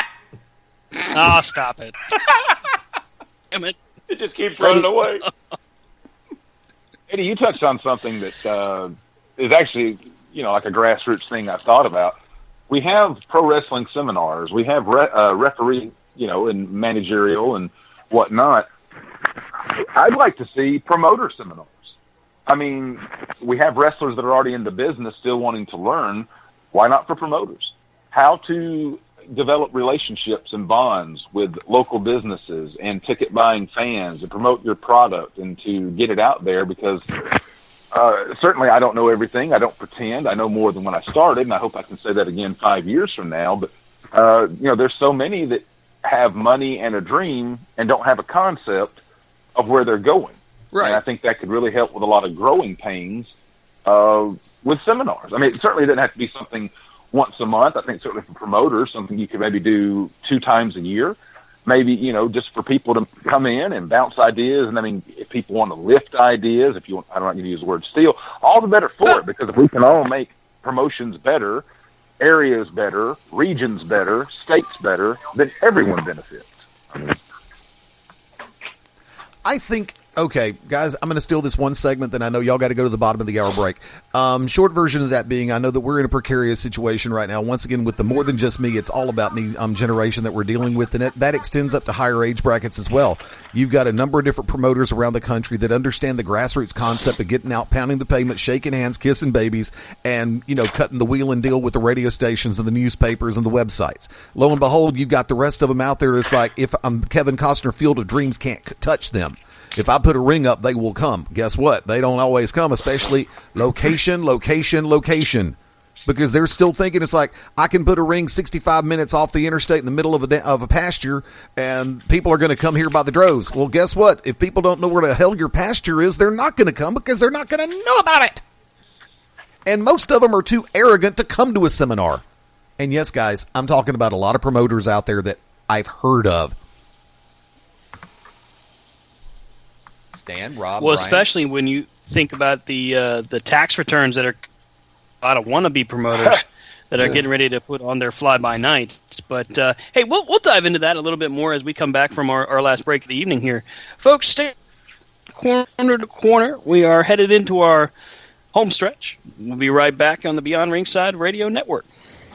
The To Be Determined Show live Wednesday nights, 9 Central Standard Time. Join myself, the Oracle of Ominous, the Wicked Nemesis, the Grand Design, Clyde Braddock, and the Magic City Runner, Fast Eddie Lane, as we take you to the edge of uncensored. Yes, we go uncensored, so make sure you have your earmuffs. Ask your parents, for those of you, that are a little young, maybe under 18, but make sure if you have any heart conditions or any mental defects, please listen, because they may take effect right here live every Wednesday night, 9 Central Standard Time. Beyond Ringside Radio Network, beyondringside.com. Sunday nights at 11 p.m. Eastern here on beyondringside.com. Join us for the Midnight Black Mass. Myself, the Reverend Dan Wilson, brings you the dark gospel of professional wrestling, uncensored, unedited, uncut, and not for the faint of heart. You can find out more about us at youtube.com/pottyhumor or subscribe at Potty Humor on iTunes and Stitcher today. What's up, everybody? It's Stan Grubb for Corner to Corner Wrestling Radio and the Beyond Ringside Radio Network. Hey, join us every Sunday night at 9 p.m. Eastern Standard Time as the triple threat of wrestling radio goes live every week, giving you their thoughts and opinions on the world of professional wrestling. Myself, Brian, and Rob, all live, all here for you. And as my good friend Rob would say, from corner to corner and pillar to post, we bring it to you every week at 9 p.m. Eastern Time. BeyondRingside.com and ProWrestlingRadio.net.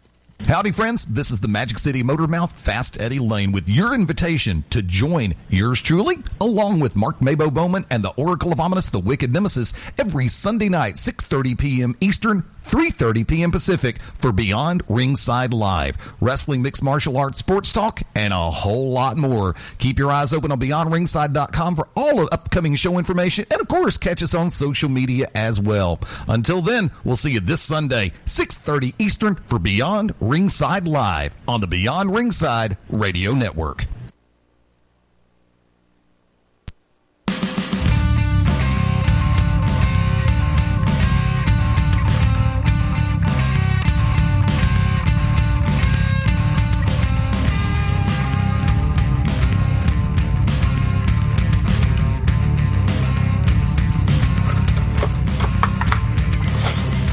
Oh, hey, welcome back to Corner to Corner. Yes, we're back live on the Beyond Rings Network.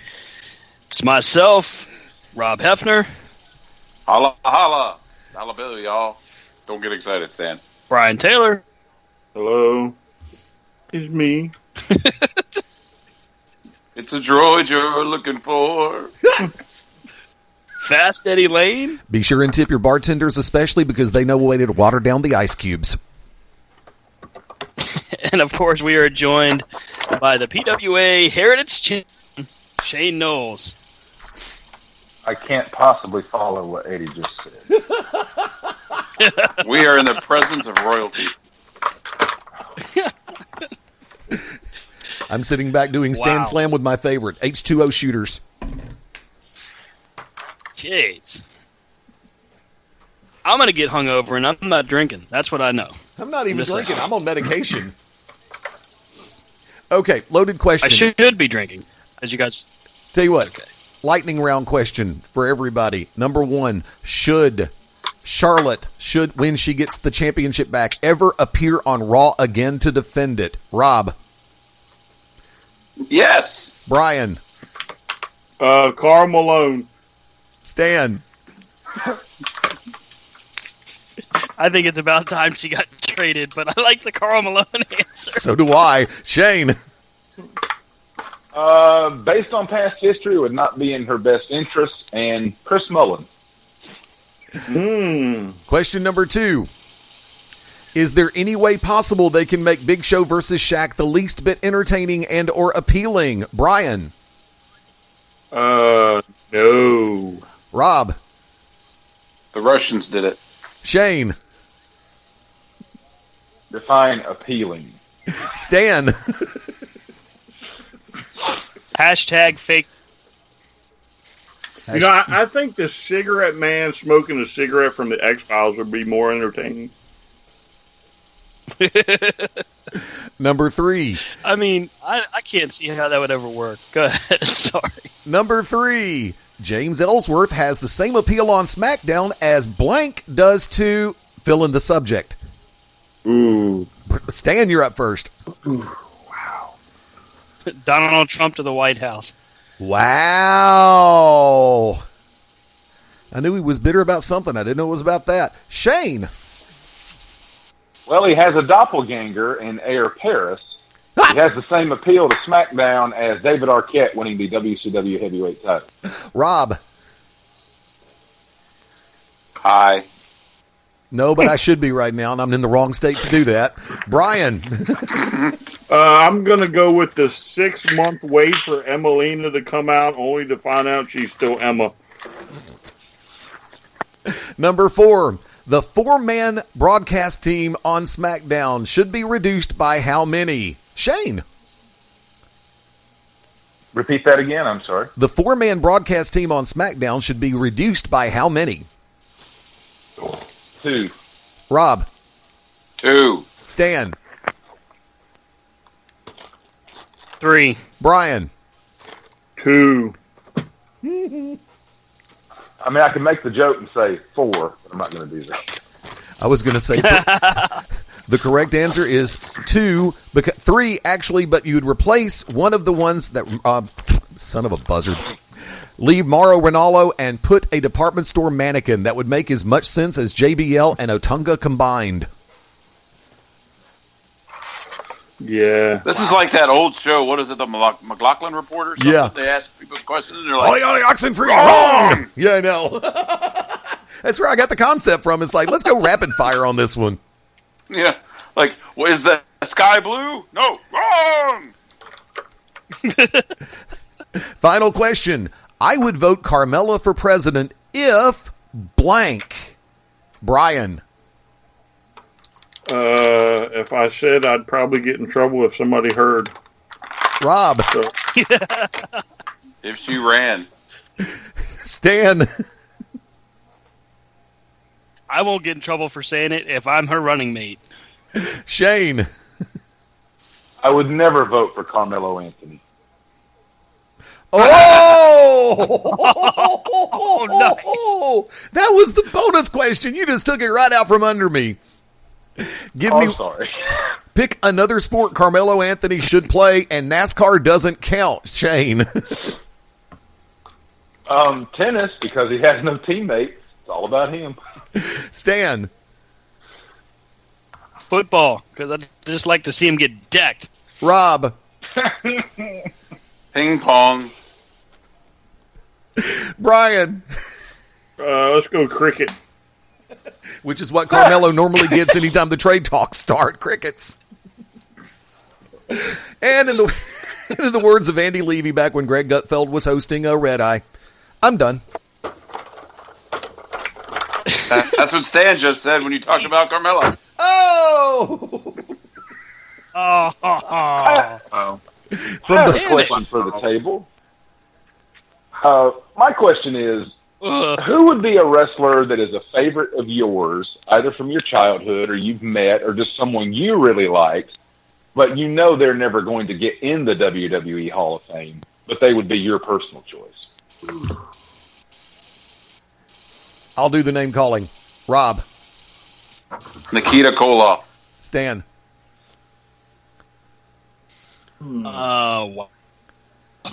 Favorite? Pass. Come back to me. Okay, Brian. Stan says me. My turn? My turn? Yeah, Brian. The Monkeys. Damn you, stay out of my playbook. We drank their beer. I believe it. We did. We went to the cult of Mulkey Mania, and we survived. Because I was actually going to say the Mulkeys, so I'm gonna defer. Stand back to you. Oh God, Sid. Hmm. Well, apparently I'm not. I'm alone on that island. Okay then. Oh look, a lemur. That would be better. Lemur. Damn it. Were you watching that movie with the damn animals in the zoo? King Madagascar. King Julian? That's it, King Julian? All hail before me. Look at my phone. It's wonderful. My crown of feathers is bigger than his. Shane, who do you? Shane, your call. Well, I still hold out hope for Rick Martel, but I would say King Kong Bundy. Mm. And Shane's going, I'm never calling into this show again. What the hell? And I have one more question just for fun, because we all know the Rock and Roll Express going in the Hall of Fame. And Thank God. rightfully so. Hopefully there's an emphasis on tag teams going forward. Question is, and I think it's tough because I've been up in arms about it, who should get in first, the Midnight Express or the Steiner Brothers? Midnight Express. That was Rob. Brian? Oh. Wow. Dennis Rodman. Good. Stan? I honestly, because they are a favorite of mine from when I was a kid, the Steiner Brothers. And personally, I'm going with the LA T-Birds from the 1980s roller derby television show. Yes. Ralphie Valadon. Two abstains and one. Okay. And one. To me, the problem with the Midnight Express is there are so many different variations and so many different managers involved with that. And you would really need a scorecard. And whereas Bobby Eaton may be quite a contender for the Hall of Fame, some of the rest of them, I just don't know. Actually, gentlemen, if I may, because if you're going to say the Midnight Express, you're going to have to specify, because remember, I come from where the origin of the Midnight Express was, with Dennis Condrey, Randy Rose, and the Junkyard Dog Norvell Austin came on third. Long before there was Bobby and Stan. I mean, Bobby and Dennis. But don't forget about Stan, Sweet Stan. Yeah, and he was like sixth in rotation. Sweet Stanley. Sweet Stan. Yeah, and then And we're not talking about Stan's stage name. Hey. Drink. Sweet Stan down at the Kitty House. Oh. So that Yeah. I mean, I think you could put them in like they put the Freebirds in. You know, all the Freebirds got in. You put the Midnight Express in, and you just put in. You know, you put those in. it would have to be. You know what I mean? But see, here's the other one nobody's thought about. At least not that you haven't vocalized. If you do the Midnights, that means you run the risk of giving Cornette a live microphone. If you do the Steiner Brothers, that means you run the risk of giving Scott Steiner a live microphone. Which would be worse? Open question, Brian. Oh, Cornette. Rob. Cornette. Stan. I mean, the most lethal on the microphone is going to be Cornette, although Steiner would be damned entertaining. Shane. Steiners, just for Scott, for what he might say about Triple H and or Hulk Hogan. Thank and you. Then God knows what Rick might say, just for the hell of it. How many times would Scott... And I would go Steiner Brothers first, by the way, because to me they were the Dudley Boys before the Dudley Boys. If you had an important promotion with a tag team title, the Steiner Brothers were there and held it. Agreed. Stan, Rob, Brian, back to you. I think it's. I mean, I think when you look at the Steiners and their whole resume as a tag team, unfortunately, you know, Scott Steiner's personal vendetta with the WWE is probably going to keep him out. But I mean, what do you guys think? Would you put Rick Steiner in on his own accord? You going round table? No. I mean, I would have no problem putting the Steiners, but I think you'd probably have far better worthy tag teams to go in first. So, I mean, because I don't think. What about a tag team like Doom? Dudley's. Do what? I was thinking, you know, teams. What about Doom? Ron Simmons is already a solo Hall of Famer, right? Yeah, Ron Simmons. Then you would be basically I was putting going to say Demolition. I would say Demolition could go. I would I would have no problem with that. Yeah, I would. I would say Butch Reed has enough creds to go in on his own and not as Doom. Because if you make Doom a Hall of Fame team, that means you're giving Ron Simmons a second Hall of Fame ring. Right. It's the same thing if you do the Harlem Heat. And Isn't Booker T already in? Yeah. Yeah. Ray's not going to get in on his own, unfortunately. Okay, loaded question. What about the Fantastics, Tommy Rogers and Bobby Fulton, guys? You were going deep in the well tonight, young Jedi. Not really. Because remember, the Fantastics were incredibly over in Texas and Mid-South and Mid-Southern and parts of Tennessee, around the Southeast, and on Turner Crockett. I'd like to see it. But since when do they listen to me? They listen to the station. Well, Rob Stradamus over here tends to have it going on better than any of us, so... I think the Fantastics would get in, and there'd be no heat with it whatsoever. Well, I think it'd be the way to do a double. Go ahead. Sorry. I'm sorry. No, I was going to say it would give a double ring to Bret Hart, but the Hart Foundation. Yeah, because I don't think Jim Neidhart gets in any other way. Or do you put the Harts in as the Hart family? Therefore encompassing all of them. Including Owen? And Well, Natty. I think Owen... Woohoo! Yeah. Natty. The only active Hall of Famer. Well, I don't know. Kurt Angle could be the first active Hall of Famer. Well, he is a Hall of Famer if you count that other bingo hall he's in, called TNA. He's not TNA no more.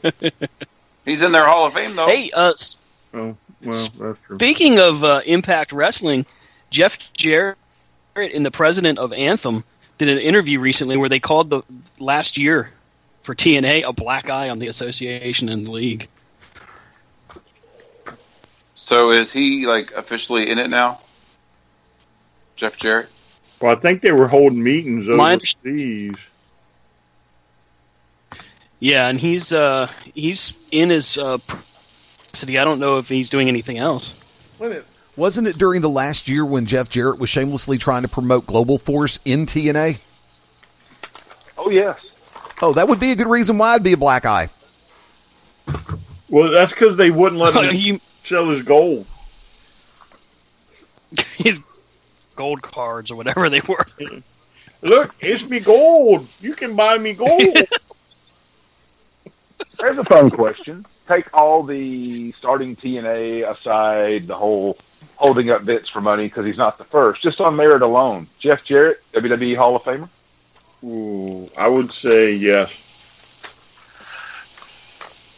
That was Brian, right? Yes. Okay, Rob? If Coco's in, Jeff Jarrett gets in. Stan? Thank you. Yeah, no kidding. Rob's just sitting out there hammering down on Coco. I think if Vince is still alive, no, he doesn't get in. Well, see, here's the thing that really just still gets me after all these years, because remember the week after the takeover, how many times does Vince McMahon publicly fire somebody and it's actually legit? It's a shoot. It's real. Remember, at the opening of that segment, lo and behold, when Vince McMahon publicly spelled the name of Jarrett to F-I-R-E-D, he never does that. If he's firing somebody, he's not giving the satisfaction 9 times out of 10 of being mentioned on his product. So that's what makes me think that the whole damn thing was a work. So I say, yeah, Jeff Jarrett, Hall of Famer, Pro Wrestling Hall of Famer, as well as WWE Hall of Famer. I say, yeah, put him there. I mean, to more directly answer the question that Shane asked, I mean, on his merits alone, yes. Honestly, I have a hard time seeing it happen for him because of the quote-unquote heat that's there. And who knows what's really there. I mean, you're right, Eddie. I really don't if that's legit, but if it sure seems like it, they don't even like to show footage of the guy. Okay, let me ask a question. Stan, you were around when I did this. Rob, Brian, Shane, y'all were not. When I had my meltdown and, lo and behold, publicly fired the whole damn station If I'd had no intention of bringing the station back, would I have done it publicly? Stan? Be honest. This is at that time. This is real. At that time, I have no idea. Oh, okay. He can fire you again. I mean, you were pissed. Oh. Yeah, I mean, you were hot, man. I mean, I don't know. At that point in time, I remember my phone blowing up and getting texts from Wicked saying, "What the hell's going on? What's going on? What the F did Eddie just say?" And I'm like, I don't know, man. I got to catch up. So I had to queue it back up. And I'm thinking to myself, well, if that's how it is, that's how it is, I guess. Okay. And I remember texting you a couple days later, and you kind of gave me the rundown. Yeah, and I'm open enough to shoot about this. I'm open enough to be real about this. When you tell me that you want to run your show a particular way, and yet things start going in a different direction, and all of a sudden somebody just totally goes rogue, and I get phone calls, text messages, Facebook messages from not only my family but close friends and people from my church. I was just a little bit hot under the collar. Now, why didn't you tell me, Eddie, that we had good Christian people listening to this program, and I would have cleaned my act up a long time ago? Oh, dude, everybody. Okay, look, let me tell you something. And with all due respect to the person who called in earlier this evening, who I still call a friend, lo and behold, you were a saint compared to him sometimes. Oh, I'll keep it clean, F-bomb. I'll keep it clean, fecal reference. I'll keep it clean, GD. Stan, am I lying? No, sir. You're definitely not lying. And as a matter of fact, a lot of the quote unquote heat, and I always feel awkward using that term, a lot of that bad blood stemmed from him, as well as I know he's no longer at work. Yeah. I mean, if you want, and you can shoot with it all you want, but I'm just calling it the way I see it. But see, like I said, and I prefaced it a minute ago when I said I was going to be real about this. I mean, I've got nothing to hide. I have no problems with it. And since then, that person, not the one we're making a reference to from Sunday night, but the person who said what they said about me on air, we have made peace about that. And he didn't realize that I was getting the phone calls and the messages that I was getting at that point, because he didn't realize that many people were listening. He thought it was going to be a close circle of people. Stan, you've seen the demographics. You've seen the analytics about corner to corner when y'all especially when y'all do a straight Spreaker episode. Lo and behold, from there, I will say this now on corner to corner, as I have said during Beyond Ringside branded products and To Be Determined and Midnight Black Mass. To everyone who listens to this station, whether it be through ProWrestlingRadio.net, the TuneIn Radio app, BeyondRingside.com, our app, and Ustream, and all the other various sources, at any point in time, people listen to this station from 30 states and over 20 countries. I'm very honored that this station has the following that it does. Yeah, the chat room may have one or two people every 6 months in there, but a lot of people don't like to go into chat rooms anymore. They like to bitch on message boards. But by the same token, whether it's live or replayed, people do listen more than any of us give credit for, because I downplay the analytics on my side. Right now, I'm looking at the numbers, 428 live. I'm happy with that. I'm still happy being underestimated as being the little guy out of Birmingham running an internet radio station that everybody still wants to call a podcast. Podcasts are not live unless you're Stone Cold Steve Austin, kids, and they're doing it on the network. But I digress, and I didn't mean to go that far. And yes, we're going overtime tonight. Not like that, Brian. I just got to make sure Stan's ready. No, but seriously, and like I said, that's a little piece of the past. I beat myself up over that, just like over the last week. 4 people have said something about, so are you going to fire the station again this week? No, I'm not. And I'm not going to fire anybody. Well, I think now it's more of a... It's a joke now. Even Cosper said something earlier this week. I mean, and you go to commercial. Cos can't say anything. He's not here. Say what? Rob. And we come back, Rob's going to be naked. On Skype. Come back from commercial, we're going to be naked. on Skype for $1.99 a minute. Sorry, Sonny, we're going to undercut you.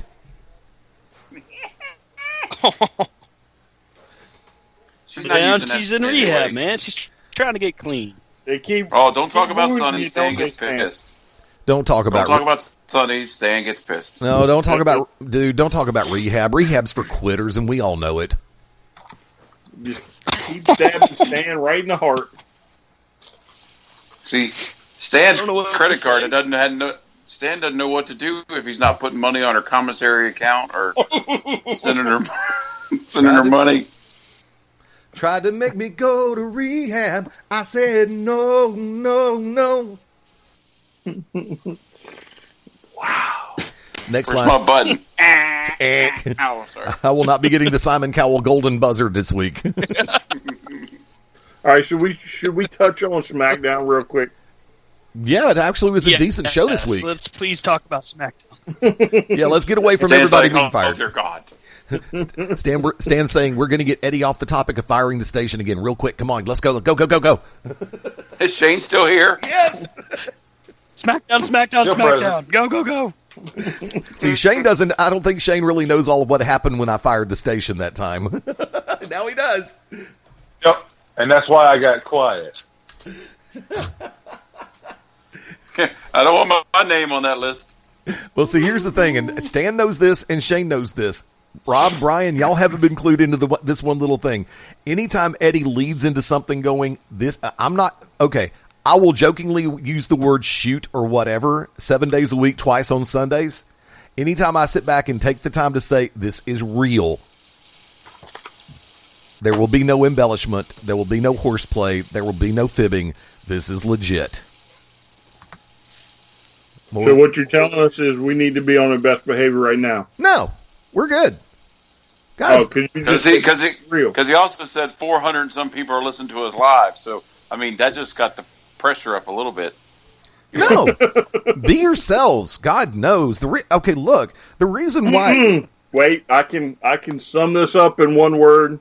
You want me to be myself, and it's 11:01. Ish. Okay.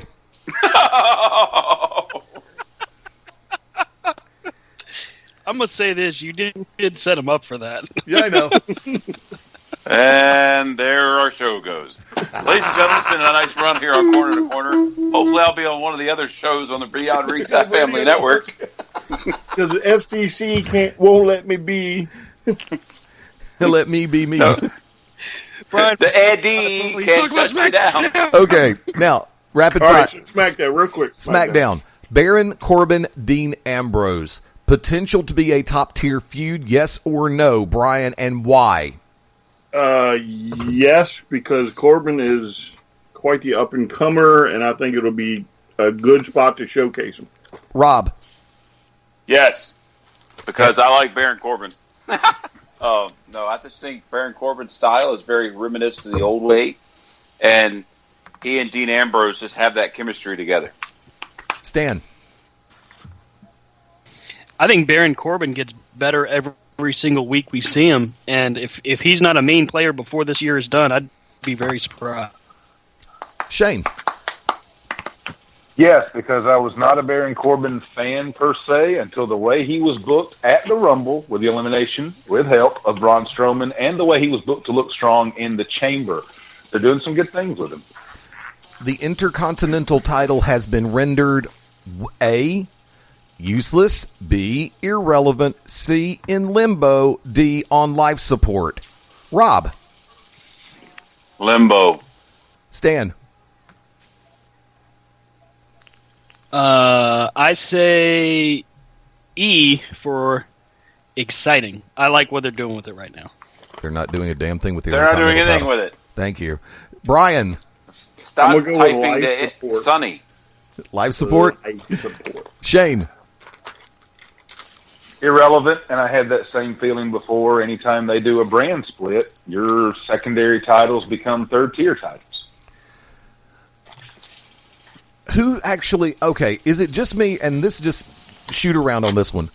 Remember when Dean Ambrose was the United States champion, they didn't do a damn thing with that title, and lo and behold, Dean Ambrose is the Intercontinental title, and they're not really doing a damn thing with that title? Am I the only one that remembers that?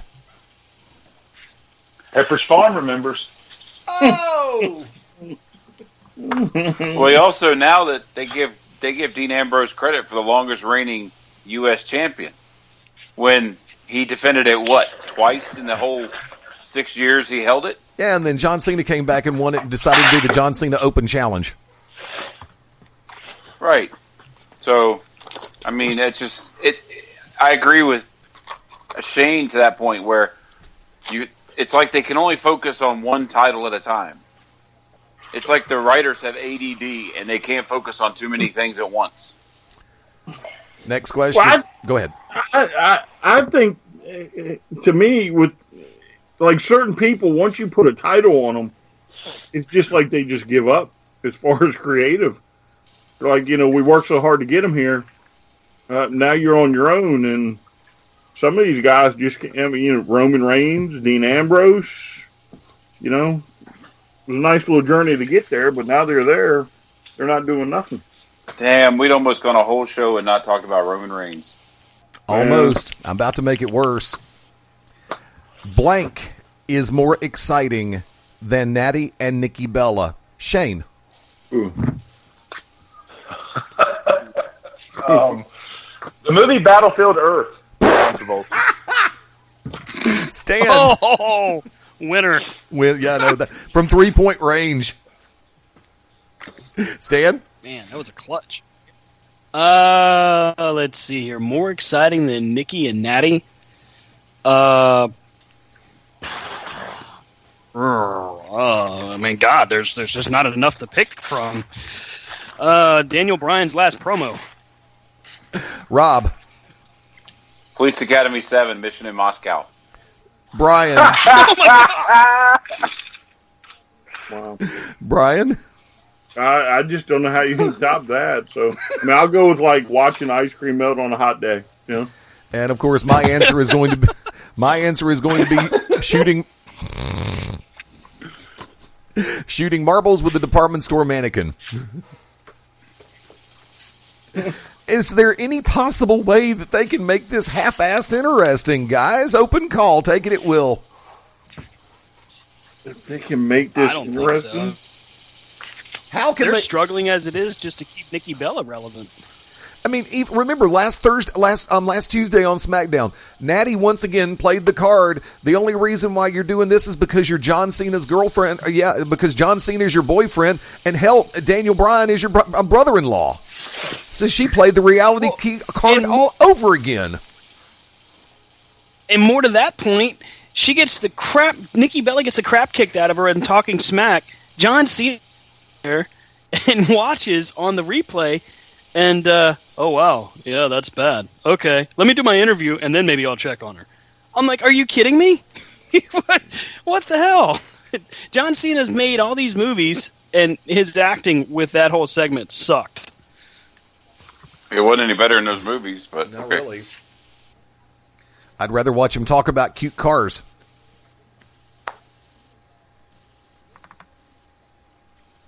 And that's what everybody thought about him talking about cars too, obviously.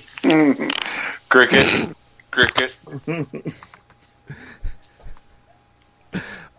I just Go ahead. I just think there's certain angles on these shows that are getting stuck because they have airtime to fill, i.e. cruiserweight division, and it seems out of place, i.e. cruiserweight division, and it's just. I don't know what they're going to do with it. Didn't the cruiserweight division come into SmackDown last Tuesday also? Didn't they advertise something or bring up the cruiserweight division or something on Tuesday? I don't remember. I've had 5 minutes of sleep since then. I thought they mentioned it or brought it up, and so much for a Raw-only brand. Yeah, there was some conversation about it. I don't recall the exacts of it, but the basics of it was that they were leading into 205 Live like they usually do, and I think they had Austin Aries out there.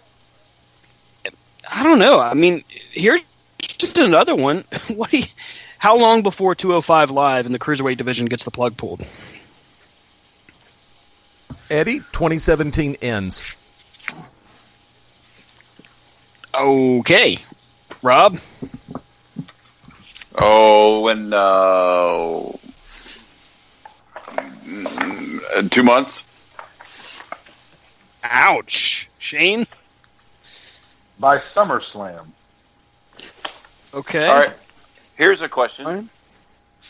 Go ahead, Brian. Sorry. Oh, I don't think it will. I think they'll keep it around. I say they give it to the end of the year. All right, Rob, what you got?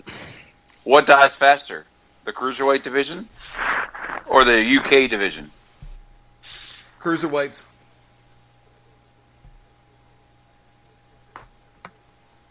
Stanley. Man. I'll say the Cruiserweights. And Stan's just pissed because he can't buy either belt. Brian? I would think the show 205 will go away, but the Cruiserweights won't. Okay. I think they'll get absorbed by both shows. Shane? Yeah, I was going to say the Cruiserweights, as far as its own deal, I think they get absorbed into other ventures of WWE. Parody question. So we got to go ahead. We got to make room for the new season of Holy Foley. Noel can stay at my house, but nobody else can, including Stan. That's... Oh, man. What is open Fine. roundtable question, lightning round? What is the one product you really think should have been endorsed by the Great Khali? Shane. Skechers step-up shoes. Rob. Those control socks? Copper fit. You know, those what are those socks that old people wear? Oh, compression socks. Yeah. Stan. The Thigh Master. Brian. Let's go Depends undergarments. Okay.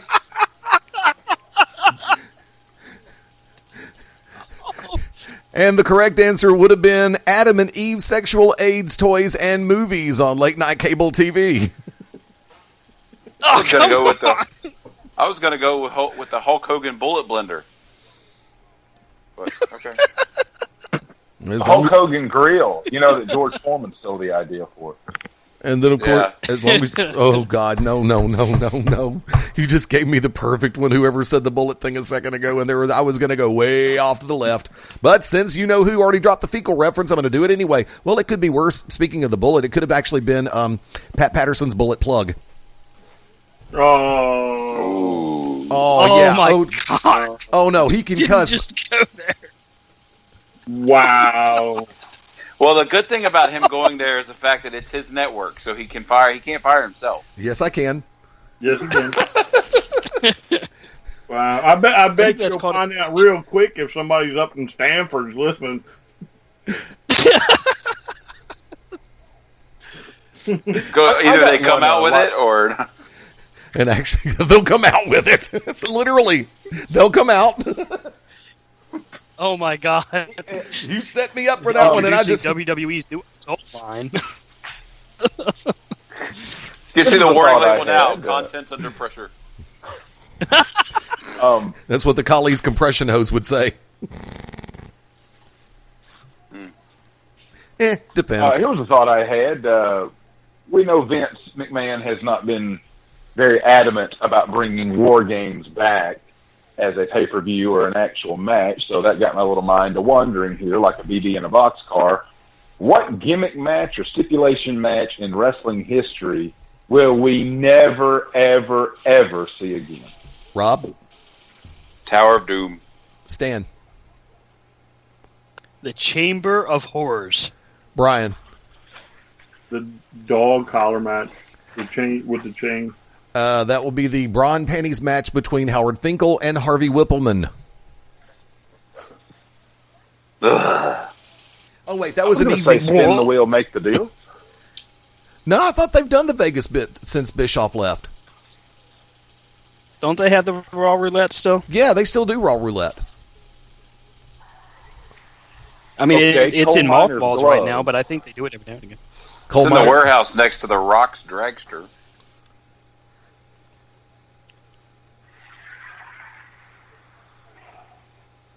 Coal miner's glove match. Night of the Skywalkers, the scaffold match. Oh dear God! But what's the one with Dustin Rhodes and was it Blacked Out Bully in the back of the truck? Oh yeah, The King of the Road match. That's a winner. And I'm looking at that VHS right now. Called? What was it? Pay-per-view? Uncensored? Yeah, or it was something? uncensored. Yes. Yes. You didn't see a drop of blood? Okay. I think Triple H may be the only guy we'll ever see backdrop into the hog slot from Henry Godwin. See that? That'd be funny. That was funny. I have the question, though. I've got to bring this one back around. Which came first, historians? Razor and HBK in a ladder match for the IC title? Or Dusty Rhodes and Tully Blanchard for $100,000? Jump in. I'm going to say Dusty and Tully. Dusty and Tully. Why? Yeah, I would say Dusty and Tully. It actually was. Shane, you want to go ahead and complete the quintet? Or you? I'll be the odd man out. I'm going to say HBK and Razor. Just kidding. It had to be the $100,000. Yeah. I'm wondering why it is that nobody, including the majority of mainstreams, okay, I don't listen to other shows because I don't ever want to be accused of ribbing ideas or ripping ideas from other networks or stations or shows or podcast or live whatever the hell. So I can't say whether or not nobody else has ever discussed this, but based on what I've seen on message boards and things of that ilk, nobody ever has. Most of the universal acclaim for the first widely known ladder match was WWF. And yet, lo and behold, Great American Bash, they were doing it before WWF, but nobody ever gives them credit. Because nothing happens that doesn't happen in WWE. Yeah. Don't you know that? Vince controls the universe. Yeah, if it's not Vince's idea, he don't want it. Yeah. Okay. He didn't like the whole idea of 2 rings, so he didn't want to do the War Games match. He thought the 2-ring idea was dumb. Because it takes away from seats he could sell. Actually, there is one other match I'd like to put into play on this one because I don't think Vince would do it. Hunter might, and I know somebody really kind of close to us all right now has done this match recently. A Super Kick Party match. No, it would bite me it would be Battle Bowl, the match, Battle Bowl, and Lethal Lottery. Shane. How did I know I'd be first on this subject? No. I don't. That's you were mentioning the match that we'd never see again, and I don't think WWE would ever do Battle Bowl Lethal Lottery, and yet lo and behold, Peach State has. Oh, that's what I was going to say. How did I know I'd be first on this? To me, I like the concept. Obviously, that's why we did it at Peach State Wrestling Alliance, and 4 of the 6 largest attended shows in almost 9 years have been Battle Bowl.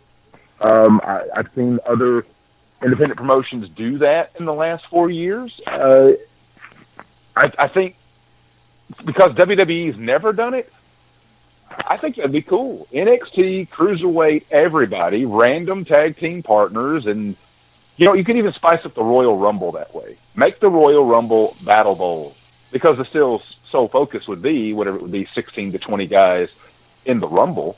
And then it's every man for himself at that point. But the stories they could tell with the bizarro tag teams or factions having to face each other, et cetera, et cetera.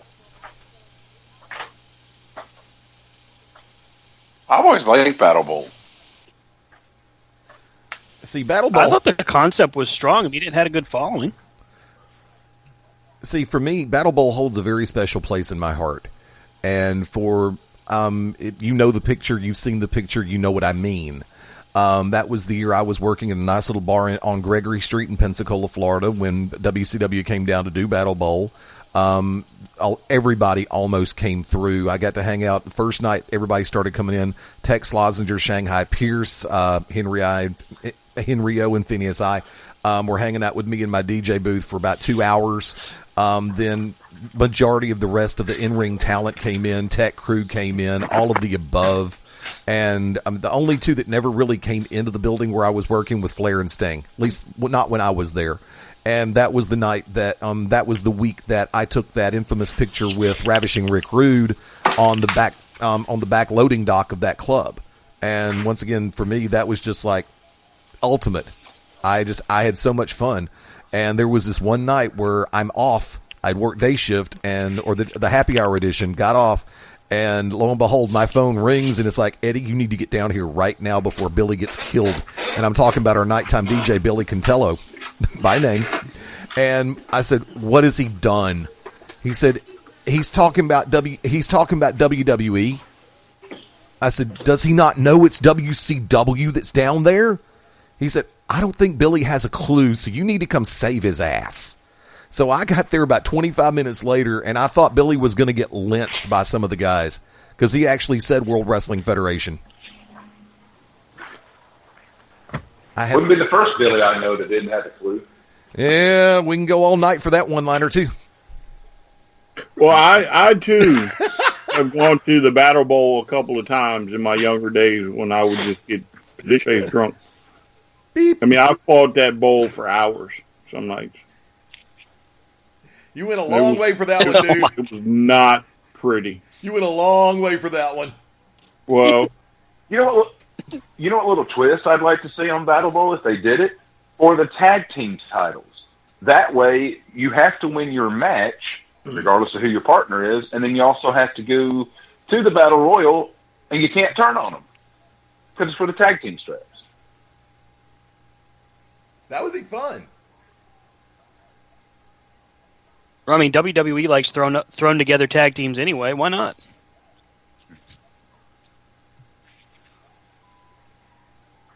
Wow. Yeah. Because look if they did it this year. Everybody agrees. Perfect scenario. Bray Wyatt and Randy Orton, or after the turn, Chris Jericho and Kevin Owens are your tag team champions. Or Rusev and Enzo.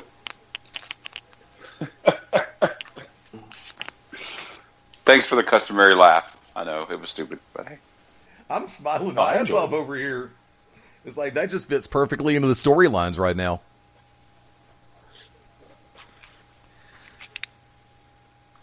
Yeah. That's what I'm saying. Yeah. Yeah. So, Brian, what was his name? Bingo. Wait. Wow. It just keeps on coming. Wait, I didn't understand it. Word Stan has never heard in his life. Stan. Shoot. Son of a... No. Can I get away with one more? Rob was trying to go for that's what she said. Wait, Rob was trying to go for that's what she said while I was sitting back going, word Stan has never heard. Shane, and I was trying to be nice and give Stan a break. Shane, go ahead. I wanted to get away with one more serious question. Stan and Eddie have heard me before. I want to get a couple of extra opinions here. Going back to the Hall of Fame, why isn't Rick Martel a Hall of Famer yet, and should he be? Brian? I would say yes, and I think it's just that stupid, thought that Vince has towards his Hall of Fame. That you have to be a WWE guy to get in there. But I think after, give it a couple more years, I'm sure he'll get in there. Rob? The same thing Brian was saying. I think, unfortunately, this generation is seeing like what have you done for WWE? And with his pedigree, AWA, and all that, he deserves to be in it. And I say again, Coco's in it. Rick Martel should be in it. Yeah. Poor Coco Beware taking a beating from Rob. Donald Trump's in it. What the circumstances were? What were the circumstances circumstances behind Rick Martel being released from WWE place when he went to WCW? Because maybe that's the reason he's not in, but he definitely deserves to be in. See, I thought maybe he was in good graces because on one of the pay-per-views from Canada, they had he and Tony Garea make a save in the main, like around 2007, 2008. I had wondered the same thing, Stan, if that was any bad blood, but then, using him in that capacity, I thought, well, maybe he's in the good graces. But yeah, the AWE stuff with, Backlund and Flair doing the title unification bouts and in Japan and whatnot. And then, you look at Strikeforce, Can-Am Connection, the model. I mean, never won the world title in WWE, but I mean, Coco Beware never held any belts there. I could go on and on about the number of guys that, really didn't have memorable feuds or any straps. Martel had a few of both, and I mean, I would think he's in good graces. I don't know. It's just puzzling to me, something like that. Okay, so for just a second, I have to come out and defend Coco because I'm tired of y'all picking on him. He had a damn bird, and that's all it takes is a damn bird to get you in the Hall of Fame. Just ask Stone Cold Steve Austin. He did a bunch of them. But British Bulldogs had a dog, and they're not in. That dog was mean. It was mean. It was white. Robbie Heenan. So you're hating against dogs. That's another one I'd like to ask. Davey Boy Smith himself, I think, European title, every title in WWE except the world title. Don't understand why.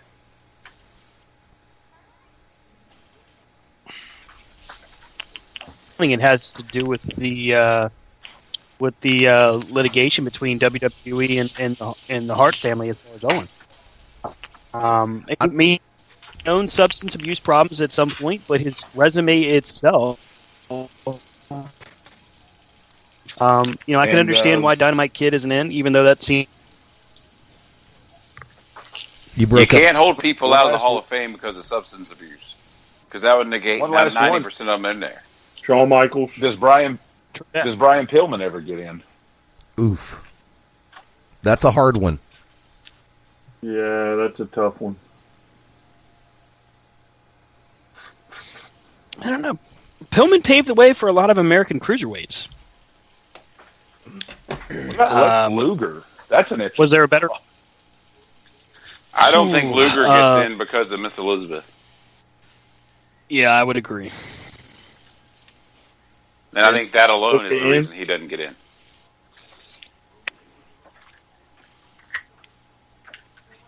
Is Snuka in? I mean, yeah, Snuka is in. What's that?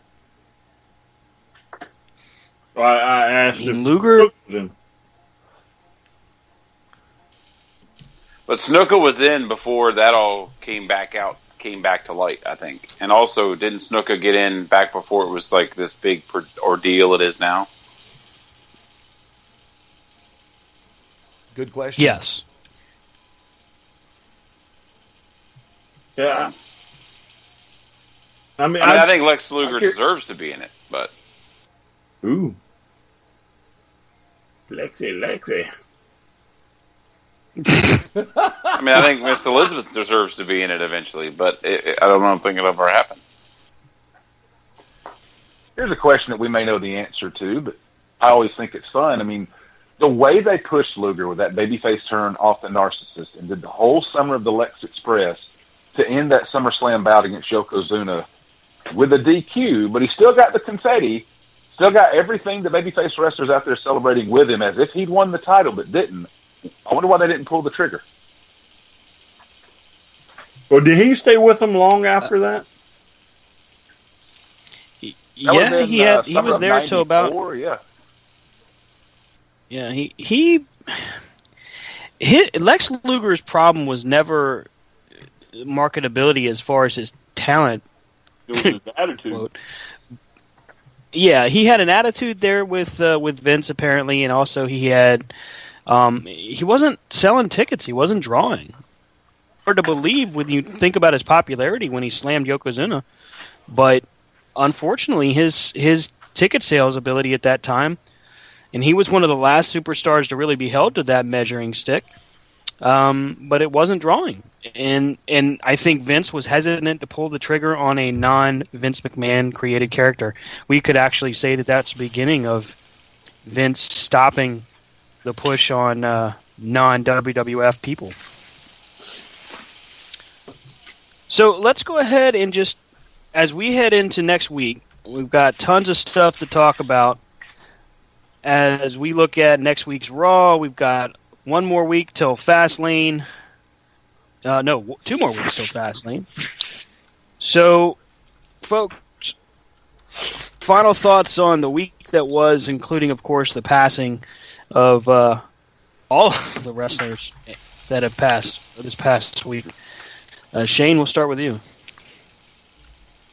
Well, it was a good week, I thought, for the Monday Night product with Bayley and Charlotte, and the Festival of Friendship between Jericho and Owens. I mean, obviously you hate to see any legends pass, but I just felt like with Nicole Bass and George Steele and then Ivan Koloff, and including Chavo Guererro Sr., it was just bam, bam, bam. You really didn't have time to truly reflect on each individual one. It was like, my gosh, I mean, you know, the old adage of it always comes in threes. I'm like, just please stop. This week, just stop, please. So wrestling was certainly newsworthy for many reasons. I'm curious to see on, and I want to go back to what you guys said about Nikki Bella. To me, it's an insult, in a way, when we see what Charlotte, Sasha Banks, and now Bayley are doing, to even have Nikki Bella in the women's division. Agreed. I think because she's there, they have to dumb it down.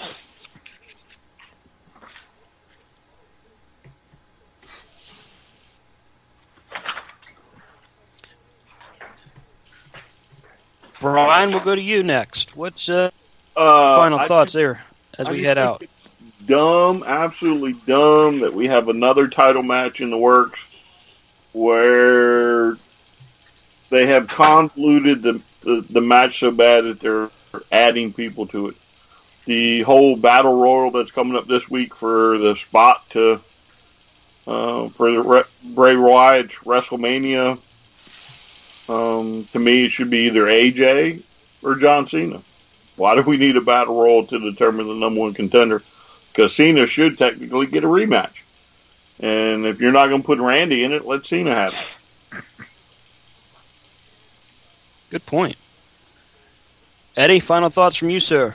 Because I don't think everybody wants to see John Cena in the main event of WrestleMania all over again. Stop the insanity.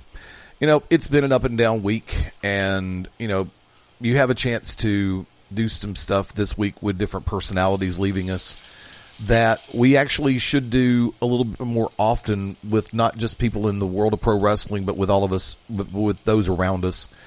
And it's take a couple of minutes for yourself, reflect, unwind, let it go. And, you know, when someone leaves us, especially that's had a positive impact, we always think about the impact that they had on us. When we should actually take a couple of minutes and not only look at the possibility of how we impact others, but the way that others impact us. And, you know, I've had a chance to do some serious thinking all a long way. It's been a weird few months, and yeah, I'm still riding that roller coaster.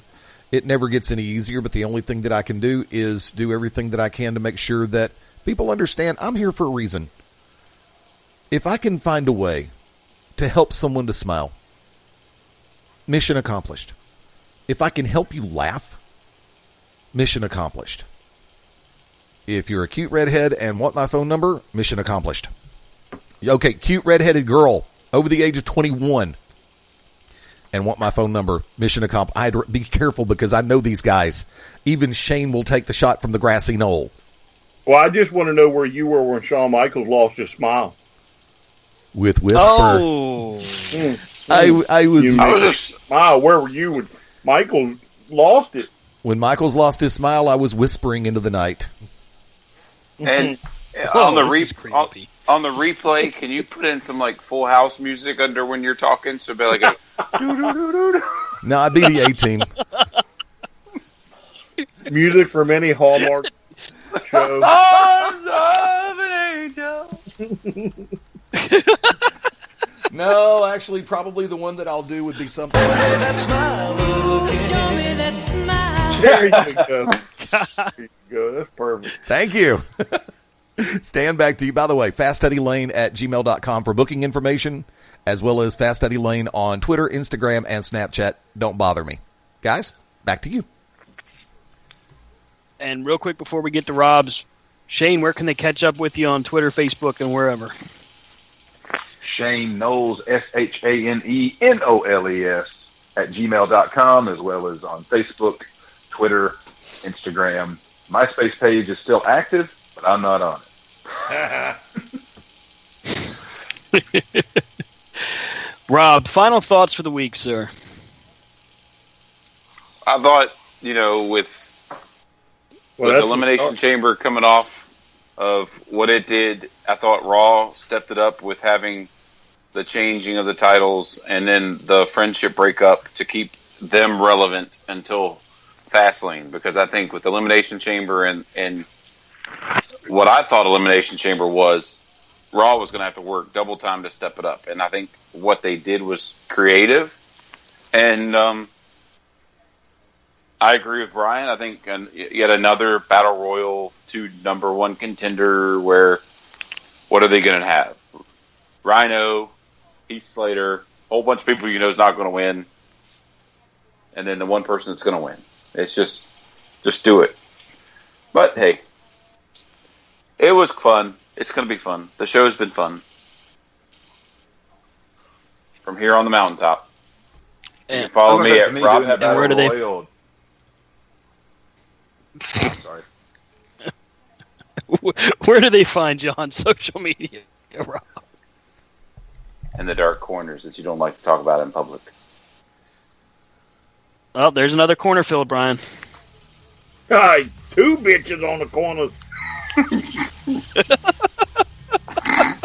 You sick bastards. Daddy gonna make some money tonight. Adam Cole! Baby. And Rob Hefner I guess on that Facebook. brings it. Yes. Yes. RDHUWP on the And Twitch, on on the the Twitter? Instagram. And the Twitter is at Rob Hefner. Yeah. And hopefully we'll be back next week. We will. Allegedly. And that brings it back here to me. Wait, one more thing. This week has been. Yes, Nobody sir. cares, Dad! I'm gonna interrupt. I'm gonna interrupt because I don't think you're gonna go here. But if you people ain't checking out Anthony Henry, you need to take your head out of your asses. So there. You heard it. Follow him on Twitter at ANTNY Henry. That's ANTNYHENRY. PWX champion. Congratulations again to one Anthony Henry.